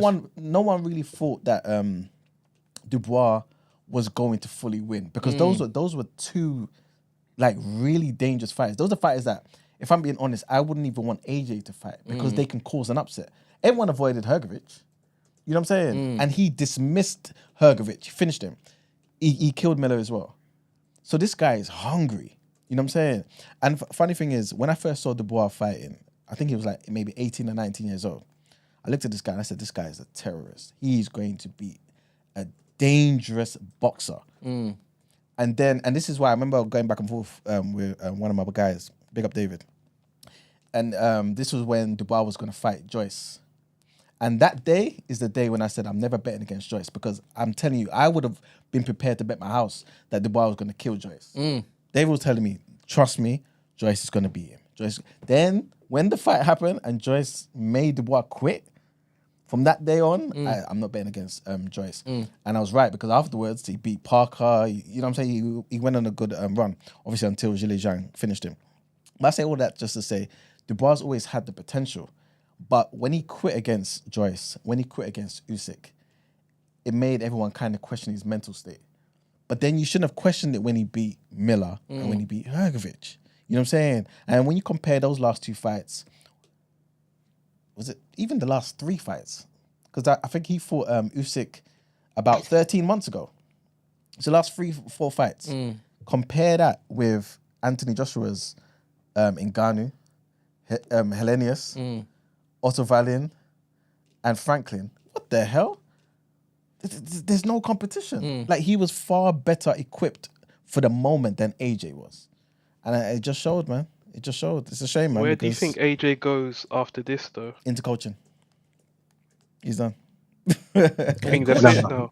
No, He's finished, bro. He's finished. he has to call it a day. Unless, Eddie Hearn think he's needs the not- cash. He wants that He's rematch. finished, bro. He's finished. Let him Question, Wilder boys. fight for a mid-off. Question, boys, right? I kind of see it like how he disrespected Andy Ruiz, right? Because that first round, when he got smacked in his face, that should have told him, I shouldn't run into things. Let me step off, jab, jab, jab, jab, jab, jab, jab. He didn't do any of that. He wasn't trained for it. That's what I'm trying to say to you. He should have gone in with that left up. The whole fight, fundamentals should have been there. He should have known, right? And the coach should have known this. But number two, after that first punch, the fight was done. It was done. I think that's when Easy realized he didn't prepare properly. And that's why I said he's going to prepare properly this time and then come back and then be a bit more conservative. You mean what? You mean after that first? Oh, okay, I get what you're saying. The rematch is I get what you're supposed saying. Yeah. And a part of me was thinking that. He's A part of me was obsessed. thinking that, Brent. But the thing is, Dubois, I think, now has even less respect for AJ. He will hurt AJ again. Very badly. Can you see when in the fifth round, he got hit by AJ? Yeah. If AJ was clever enough, I feel he could have finished him, you know.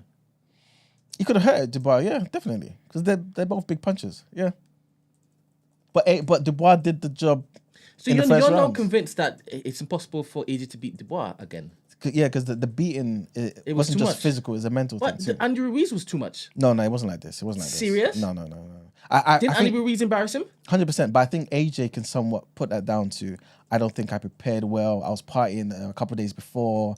There was just certain things. And also Ruiz didn't come back in the rematch like a sensible fighter. He was partying too. He was overweight. So AJ's tactics. I'm not writing AJ off at all. And I don't know if it's just naive and because I don't watch boxing. When you get beaten like that, it's a lot. No, man. I think you have to, Brent. Yeah, So, this, you're telling me, is this Chijoke talking? You're telling me that he should retire? Yeah. I kind of see what Iman's saying. I think he might need to. Emmanuel saying he should retire? I'm saying. I'm sure Emmanuel said that. Yeah, pretty much. And I'll tell you why though, Ben. I'll tell you why. Because, put it this way, I think people will still be interested in seeing AJ fight. If he fights lesser opponents, he can still make the millions he's making, etc., etc. But do we really want that from AJ? Right? I want to see AJ basically go back to say, no, but you want AJ was to the fight. first time a mistake? It's not a mistake, bro. Wait a minute. Like I told you, I don't know if when he got punched in that first round. Derek James, sorry, that's the coach I was thinking of. Didn't you see like his footwear, like it was slippery? Because he got like he kept on falling. Because his balance was gone from the first. That's what I'm saying. And that's from what the I first said, fight, from the first round. The hit, wherever it was in the temple, wherever it was, yes, the equilibrium was was gone. So I'm thinking anybody that could happen to anybody. If you're not like conservative, it can happen to anybody. Yeah, so he's thinking, nah, this ain't supposed to happen. I know that I've done wrong, and I've gone into the next rounds trying to basically be hard when I shouldn't have, but I'm vexed. So I'm trying to not show people that I'm trying to be more conservative. I want to knock this guy out properly. Wrong tactics. Tactics. I believe he fully thinks if I do things right the next time, this should be easy for me. In my head, I think that's what he's thinking. And I think you might be right. And I think this is why AJ is not thinking about retiring, at least what he said after at the press conference. But I also think people might advise him that, yo, you've not taken a beating like this before. Wait, you would advise him to hang it up? I might do. Yeah. But I don't think he's washed. No, he's not washed, but he can't compete at the level he was competing at. He was unified heavyweight champion in the world. No, man, no. I think that's the point. That's what it is. Man. What do you want to see him fighting bloody? No disrespect to the lesser guys, but the people of like Hellenians. Question. I don't know who that is. All right. If he comes back and he dispatches with Dubois, second round. Yeah, not gonna happen. But yeah. No, I hear you. You're saying it's never gonna happen. But before this happened, you called AJ. You called it AJ, even though you'd seen Dubois and you'd seen AJ's previous fight. You called AJ. There's a reason why you called AJ, right? Yes. Now let's just say this is just a one-off. Okay. And he basically comes back with more focus, right? Because he now knows what he is capable of. Because he underestimated Dubois, 100%. And he comes back and he shows you, hey, this is Andy Ruiz part 2. Hey, you might still have some energy in your tank. Wouldn't you then say, at least, before you hang the gloves up, let's see the Fury AJ fight? If he can stop Dubois, then yes, I agree. 100% agree. Then we can get that fight if Fury beats Usyk, which I'm not too sure is going to happen, to be fair. But you know what I'm saying? Like, then it's like, cool, he's not completely done. He's become 3-time heavyweight champion in the world. You know, he's not on the level of Lennox, but at least he's done what Lennox has done. Every person he's lost to, he's beat. Well, except Usyk. No one beats Usyk. You know what I'm saying? But, you know, at least he's done that. And, you know what I mean? But the level of beating, though, Brent, it's a lot, man. It's a lot. Yo, good morning, team. Morning. I was saying, like Iman was saying, it was funny watching this fight yesterday or the other day because I didn't see Joshua speak after, but the way Dubois, I didn't see Joshua speak after the fight. Can you stop rustling the microphone because it's picking up bad over here? Thank you. My bad. Much better? Yes. Cool. So I didn't see Joshua speak after the fight, but then the way Dubois, when he was interviewed in the ring, it was this weird thing of like, he just felt like a youthful boy that just needed to smack up somebody in the playground because his football got stolen. Yeah. And it just happened to be a year 9 that thought he could move it. And it felt like Joshua really just got moved aside. Yep. And it's this thing of like, I think the marketing of AJ is what makes it feel sad. Yeah. Because I was hoping that this fight would be like the Klitschko fight, which it was, to be fair, but AJ just didn't land anything. convincingly. So he just had to leave. But the thing about the shoes and seeing his ankle go, but fair play, like the way he fought Klitschko and then came back against Andy Ruiz. But the trouble with AJ is that like I think he's tried to like learn how to box at a point that he should just be getting people out of the ring. Thank you very much. So then when he fought Usyk, maybe the first time, he was trying to use it as an experience round when really he should have been on this is dangerous territory. Yep. Agreed. So yeah, there's like a legacy that he could have established that would be more concrete than this sort of awkward position he feels in at the moment.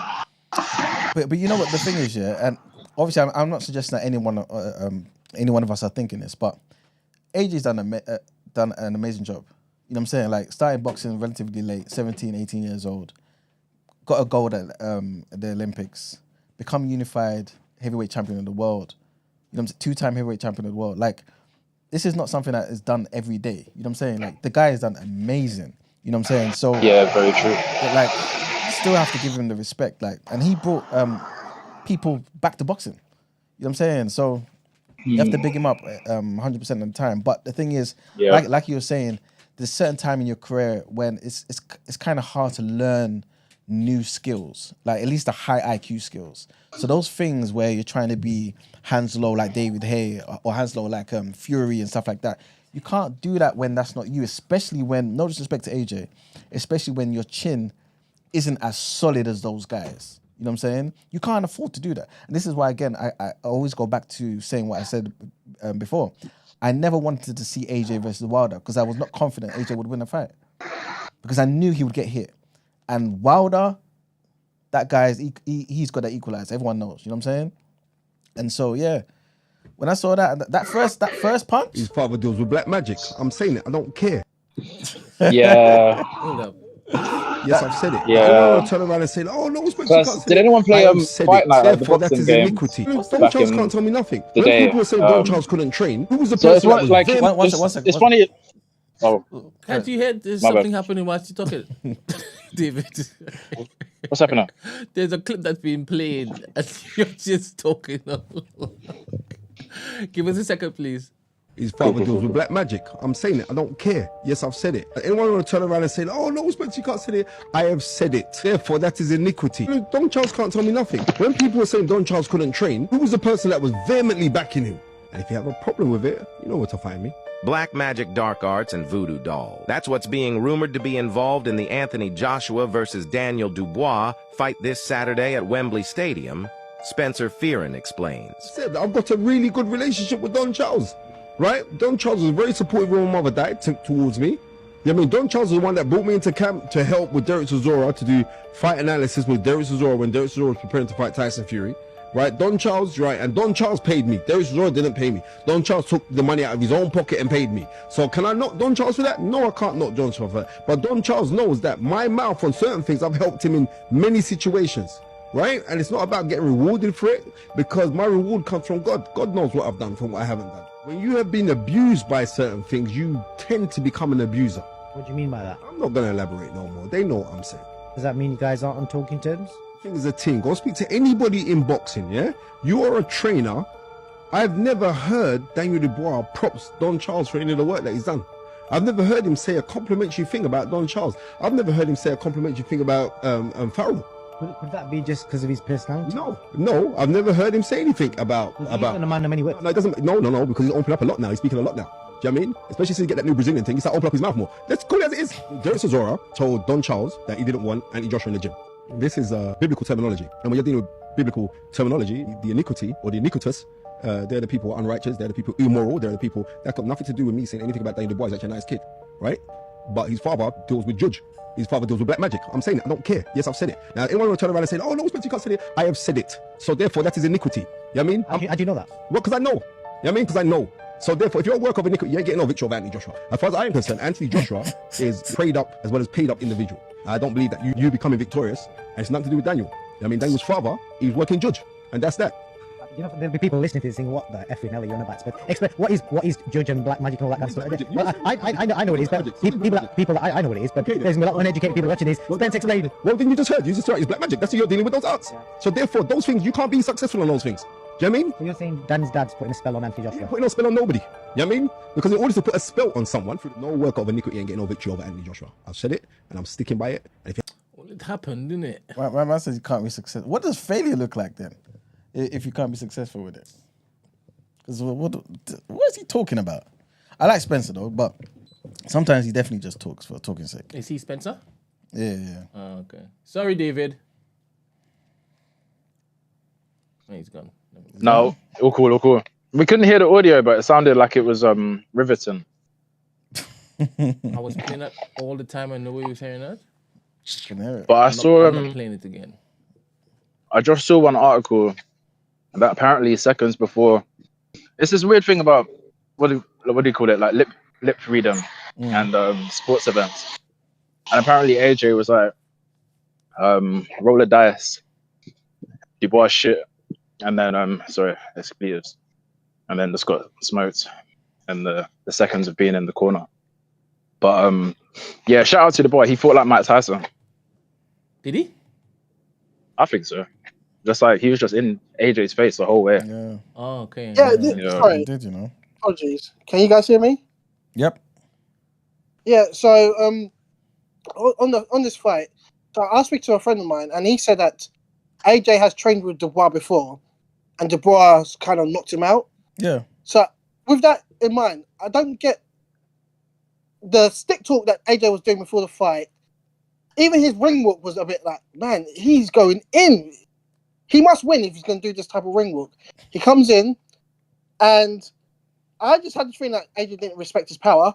But the first jab he got knocked him back. Yep. And it's like, dude, start moving your head. And AJ didn't move his head, got bossed around in the first round, then got knocked down, and then he didn't adjust. And I'm just like, if this guy's knocked you out before, why don't you respect him? Yep. So yeah, even on that, why didn't AJ respect Dubois at all? First thing, just to corroborate what you're saying, that's 100% true. Like, they had the whole sparring. Obviously, no one is meant to be talking about sparring, in but the rumor leaked that Dubois had AJ up like years ago, and that's pretty much how he got signed by Frank Warren in the first place. So as soon as he heard that, Frank Warren said, "What? Okay, cool. I'm signing this kid." 18, 19 years old, maybe 17. So this is many years ago.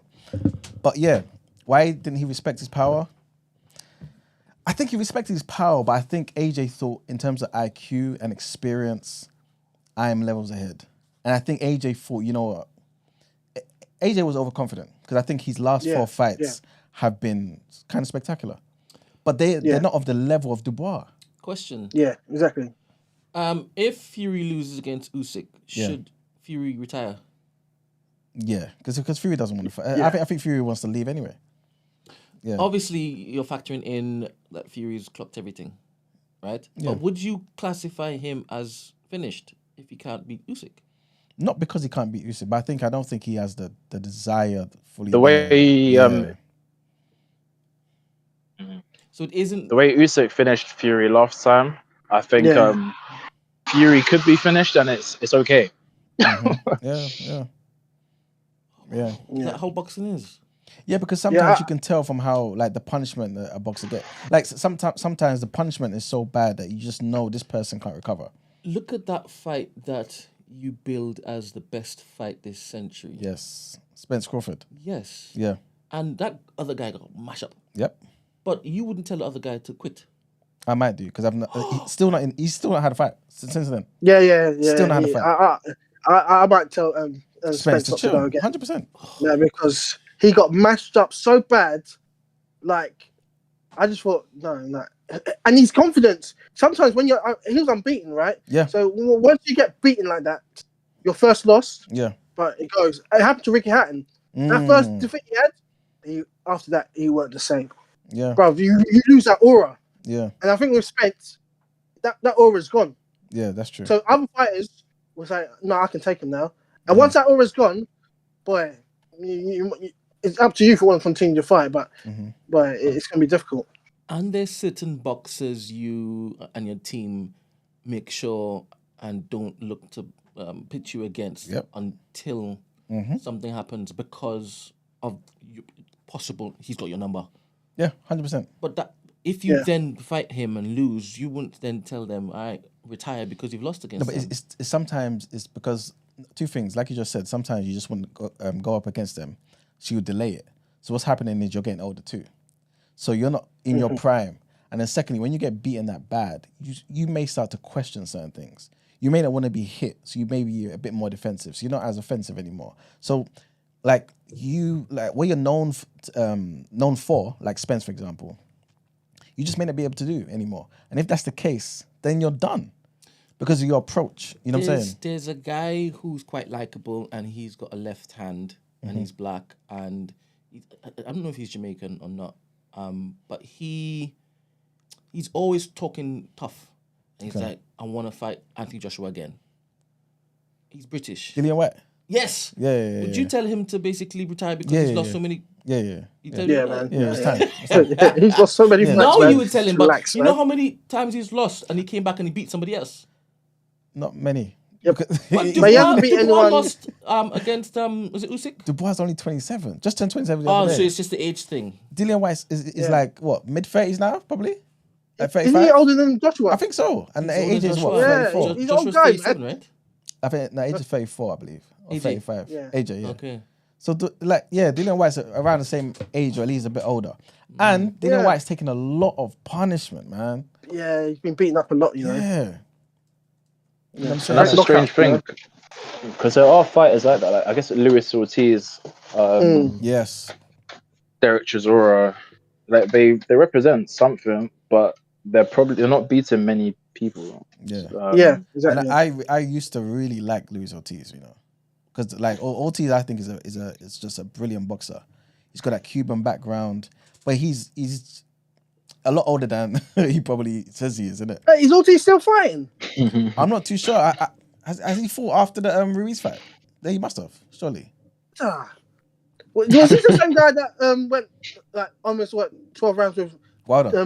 You want to Wilder? Yeah. Yeah. Remember they He was old back then. Yeah, exactly. But you notice, remember, like he basically beat Wilder in every round. You know what I'm saying? He did. He's a brilliant boxer, but again, the punch resistance, and obviously Wilder had that confidence. You know, he's got that equalizer, man. But Exactly. but yeah. And that's another one. Actually, Wilder's another one. When we talk about guys who are unbeaten, and you lose that aura. Once Wilder got embarrassed by Fury, he ain't been the same. Now people just think, "All right, you got a good punch, but I can knock you out." Yeah.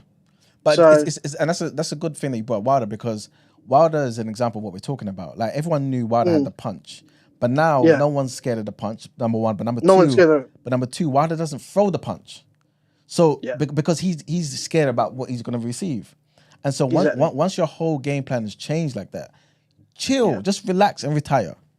Because like your mental fact, like, and this is one of the beautiful things I like about AJ. As much as people kind of laugh at him, I like the fact that AJ, when he gets hit, he gets hurt. Kind of gets cocky. Huh? No, when he gets hit. He gets hurt. But I mean, just in the sense of, like there's a lot of boxers that can take an accumulation of punches. That's not AJ. AJ gets hurt and you kind of see it. He gets rocked, and then soon maybe the fight is done. And because of that, it's kind of like it's allowed him to kind of still remain fully, like in terms of his brain, like his mental. He's fully sharp. But other punches who take the accumulation of punches, right? People like, no disrespect, Derek Chisora, and like you can see now at the end of their careers, they're slurring their words, man. And I don't want to see AJ like that, man. You know what I'm saying? Apparently, they said John Joyce recently. Like, oh my goodness, barely John be able to Joyce. speak and stuff. Like, I'm gonna find you the clip. Thank you for reminding me of that. Yeah, because he got knocked out by Zhang recently. Just like, I'm gonna find that. Did I see that? Yeah, and Zhang is definitely, he's an impressive heavyweight. He's a real scary guy. Yep. He's a scary dude, man. Scary dude. But the thing is, Zhang doesn't have the gas tank, man. Yeah. But he's got the power. But he doesn't have the, like, if you can keep him going like for multiple rounds, I think you have a very good chance of beating him. You know what I'm saying? So if you look at the landscape, with AJ, I don't think he should take the. I think he could beat Wilder, but I think Wilder can embarrass him, and I don't want to see that. I don't want to see him fight Fury because I think Fury would embarrass him. If Fury took it seriously, Fury would embarrass him for 12 rounds. He wouldn't knock him out, but he'd just embarrass him for 12 rounds. And you know the Twitter reactions and the white boys were getting confident after that, so I don't want to see that. And I can't see him fighting anyone else really. If he fights Zhang, I think Zhang can knock him out. Yep. I think he just should allow it, man. But you know what the thing is, like, honestly, I feel like AJ has still got something in there to beat someone like a Zhang, you know, because I feel like AJ can still move around. You know what I'm saying? But the thing is, and that's only because styles make fights. You know what I'm saying? Like he can move around and avoid Zhang, and you know what I mean. Like, but someone who is not afraid of AJ, that will be aggressive and kind of close him down at certain times. I think AJ will be in trouble in it. But but again, I'm not too sure if the risk is worth the reward. No, I'm not sure it is. I'm not sure it is, man. I think the Dubois fight, it showed. Look, I'm not Xbox expert like say you or some other guys, but it just opened my eyes because I know Dubois has fought some tough fights, but I just had this thought of him because I saw him quit against Usyk, and I saw him quit against George Joyce. Although that was a pretty tough punch to take. Yeah, but I just thought he still quit exactly. But I just thought, AJ could still bully him around. Yeah. And what really shocked me was Dubois took the center. Yes. He took the center. AJ was on the outside. I was like, I might be wrong. I don't think I've seen AJ fight on the outside before. And he was going to the ropes. I said, no, this ain't his game, man. So when I saw that, I just thought, nah, man, I don't know if he can do this, man. It's a shame. I need to come off the phone, man. But yeah, it was a good discussion, man. Thanks, man. Thank Thanks. No worries. We've got the clip up. I'm not too sure if you guys still on the Discord. Joe Joyce be landing right now. Yeah, well, let's make the fight, man. Like, I need to get back in the gym, and I'm coming for it, man.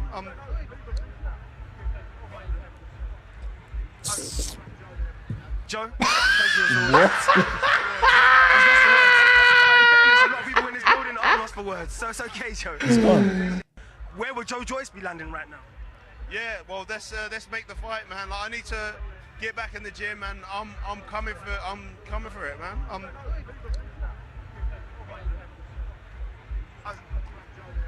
Joe, pleasure as always. A lot of people in this building are lost for words, so. No, he's done, you know. And the thing is, Joe Joyce has been like this for a while, but he can really take a lot of punches. The only time we've seen him susceptible is against Zhang, the first fight against Zhang. So what do you mean he's gone if he's always been like that? No, but it's progressively getting worse. You sure? Yeah. Because like even against Dubois when in the lead up, you could see that Joyce was slow, and that was one of the reasons why I thought that Dubois was going to beat him as well. Because his boxing style, like he blocks punches with his face 100% all the time, But it's gotten worse. Because he always gets hit every single fight, every round. Joyce is guaranteed to get hit multiple times, like big punches, but he absorbs them. But this is what happens. AJ doesn't absorb them. He gets knocked down, the fight's done, and he's cool. He can recover. So it's better for AJ, I think, long term. So his afterlife exactly would be better because when he gets punched, he gets hurt. Exactly. Okay. Exactly. And then it's visible. Yeah. And he taps out. Mm-hmm. Okay. Yeah. I don't want to see AJ like this, to be fair. Never. That would be just too sad. Too sad. It's done too much. Yeah, man. You know what I'm saying? And boxing, I mean, we say it all the time, but look at somebody like Michael Watson. It made me think of him with the whole Eubank and Michael Watson thing. Like, similar to AJ. Black brothers, light-skinned guys, model features, you know what I'm saying? Like, amazing sponsorships. You know what I'm saying? Like, a whole life ahead of him. That fight changed everything. This guy is just, since then, just brain damage. Gone. Michael Watson. You know what I'm saying? I'm not saying that's going to happen to AJ, God forbid. But if you're taking a beating like that and you haven't got your fundamentals back to how they need to be, like you was before, there's no need to be in the ring, man. All right, so if you were his trainer and you saw what those first 3 rounds, maybe the 4th one, would you have pulled through the white handkerchief in? Maybe, maybe I might have thrown a towel in. He would have hated me for it, but it would prevent this. You know what I'm saying? And at least we can go back to the drawing board. You know what I mean? Try and get the rematch, the clause in your contract or whatever. Or I would have said to him, listen, keep that left up. You know what I'm saying? Just what are you doing? Why are you from the opening bell? The guy was like this. Why is your hands by your chest? It doesn't make sense. It just doesn't make sense. Remember, one of the biggest things I said on Friday is Dubois' jab. He's got one of the best jabs in the heavyweights. And look what he did to AJ's head in the first round. You know what I'm saying? He was just getting beaten from pillar to post, man. It's definitely a bad performance from AJ, but at the same time, we have to give Dubois his flowers, man. Dubois did amazing, great game plan, showed him no respect, just went after him straight from the opening bell. There you go. Didn't give AJ enough time to think. And again, after that first knockdown, I knew the fight was done. I knew it was done. So have you seen AJ like how Dubois is in AJ's youth? Why I'm asking that is Dubois the next golden child? I think it's now the passing of the torch. The new era begins. Because all the other great heavyweight fighters for the last, 5 to 10 years, they're all old now. You know what I mean? AJ, Fury, Wilder, even Usyk. Who else is there? I can't think of anybody. But right now, even the Ortiz, like we were mentioning before, Dillian White, Chisora, it's time that wave is now going. So there's going to be a lull again in boxing. The attraction that boxing. No, I don't think so, because I think people are going to be attracted now because of what Dubois did to AJ.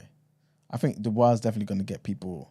So you think that they're now going to clean him up like how they cleaned up AJ? I mean, AJ is naturally like appealing, good-looking guy. No disrespect to Dubois, but you know what I mean. Like, it's not the same. AJ can talk as well. AJ can articulate himself, smiles all the time. You know, he's got that sort of attraction that the everyday person likes. Dubois doesn't have that like that.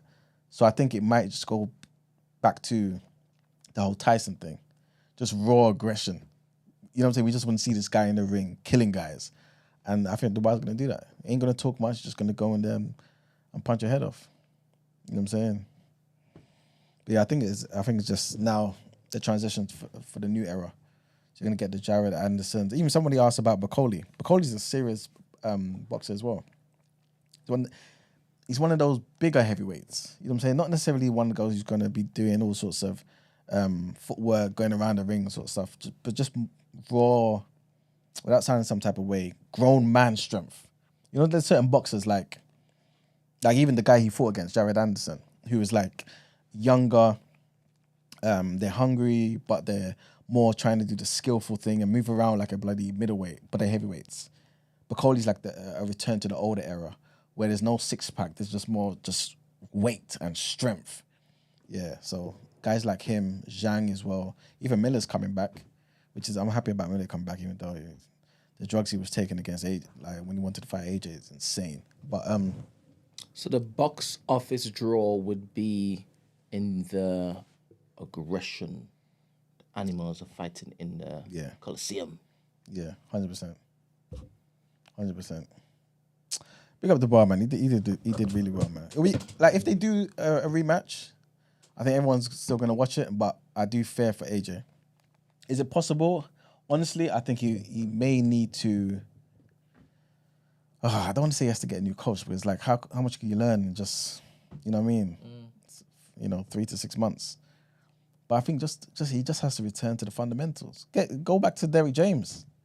Get the hands up again and focus on those things. Avoid the punches, move your head more, keep it left up, counter punch, and then you're good to go. Then we'll have a more competitive fight.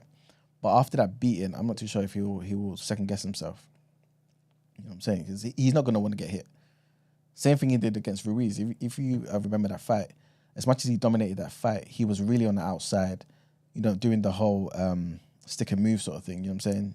Punch, move, the whole 12 rounds. And obviously, Andy Ruiz, overweight, looking all flabby, couldn't do nothing. I'm not too sure if that's going to work against Dubois. He's just like super aggressive. But yeah, man. It's a shame. It was a great fight, though. Just the rest of the undercard as well. Just wanted to mention that. Josh Padley beat Mark Chamberlain. That was an upset. A lot of people didn't see that happening. That was the first loss of Chamberlain's career. People were expecting him, obviously, to kind of just, walk through Padley. But obviously, he had other plans. Josh Kelly beat Ishmael Davis. Ishmael Davis was a late-minute replacement for Liam Smith. Yeah, we spoke about that last week as well. But Ishmael Davis did well, I think. I think he did well. Apparently he was training for somebody else. But obviously, he just transitioned into this. Josh Kelly, again, it's like they want to put a lot behind Josh Kelly. It was his first fight at middleweight, 160. People are saying he should go back to 154 because he didn't really impress. You know what I'm saying? But anyway, he got the victory. That's what matters. Kakachi beat Warrington. Yeah, bound to happen. I think Warrington's going to call it a day, to be fair. He's won one fight now in 6 fights. 1 in 6. He's a good boxer, but it's time to call it a day. Hamza Shiraz beat Tyler Denny. I was telling you guys, no disrespect to Tyler Denny, but Shiraz right now is on a roll. And just the man's 6'2" and he's a middleweight. Long reach. You know what I'm saying? He's got the power as well. He's just going to beat almost everybody at middleweight. So I knew he was going to win. But he stopped Tyler Denny in the second round. But the fight that I was looking forward to, just as much as, slightly less, than the Dubois and AJ fight was the fight with Buatsi and Willie Hutchinson. Obviously, I mentioned last week, Willie Hutchinson beat Craig Richards. I wasn't expecting that. That was in the last Riyadh season fight card. But again, no disrespect, but Buatsi's the guy. You know what I'm saying? I'm so happy that Buatsi dominated that fight. But one of the most sickening things I've ever heard and seen in boxing happened that same fight with a scorecard. Now, one of the worst scorecards I've ever seen was when Canelo fought Floyd Mayweather. Yeah, I'm going to wrap up on this. I can't remember her name. But she said that Canelo beat Floyd 118 to 110. That was insane, right? In this fight here, I think this is worse. Because this person gave 117 to Willie Hutchinson, 108 to Buatsi. Bear in mind, Buatsi dropped Hutchinson twice. Plus Hutchinson got a point deduction. 3 points gone automatically. And yet you saw Willie Hutchinson beating Buatsi by 117 to 108. That's insane. But anyway, that's pretty much it, man. For the reaction. All right, then. Time for the wrap up.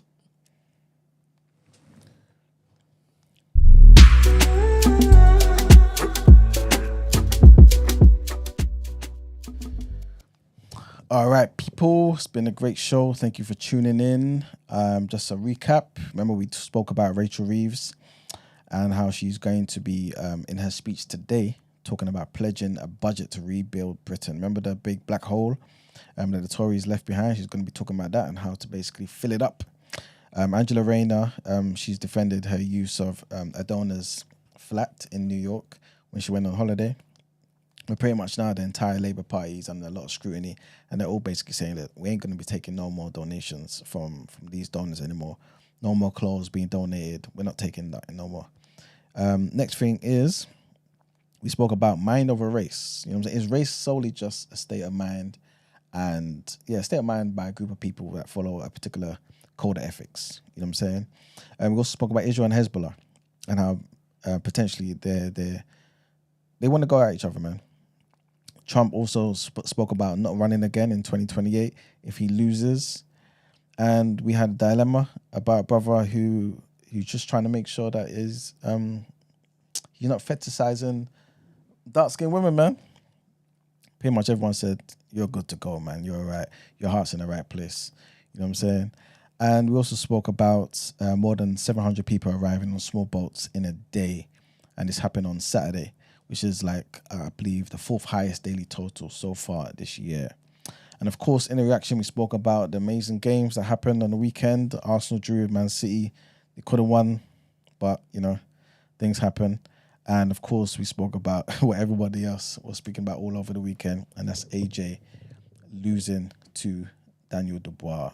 Daniel Dubois is now he was a legit IBF heavyweight champion of the world. But for anyone who thought, oh, they just gave it to him, he's proved now that he is a legit fighter and probably top 3 in the world right now. You know what I'm saying? So big up Daniel Dubois. Big up Joshua Boatsi for not, embarrassing us against Willie Hutchinson. You know what I mean? And yeah, man. Big up you guys for tuning in. Brent, you want to add anything? Yes. Everybody who RSVP'd, you should have your confirmation by now. Please check your inbox, your junk. Sometimes it goes to the junk. If you haven't gotten your confirmation, just shoot me an email just for me to send you one personally without a bulk send. But you're down on the list. If you have RSVP'd, you are going to be on the guest list. Big up, big up, big up. Looking forward to seeing all of y'all. And that is it. Thank you very much. We're going to have a very interesting week today. We've got a guest tomorrow. Yes. Fantastic guest. And yeah, I hope the energy is maintained throughout the week. It will be. Yes, and then indeed. culminating to the fantastic ending of the week. That'll be a good one. Yeah, man. Make sure and buy Emmanuel as many drinks as his heart desires, please. You have to look after Emmanuel. He likes to drink. Allegedly. All right, later. Peace, people.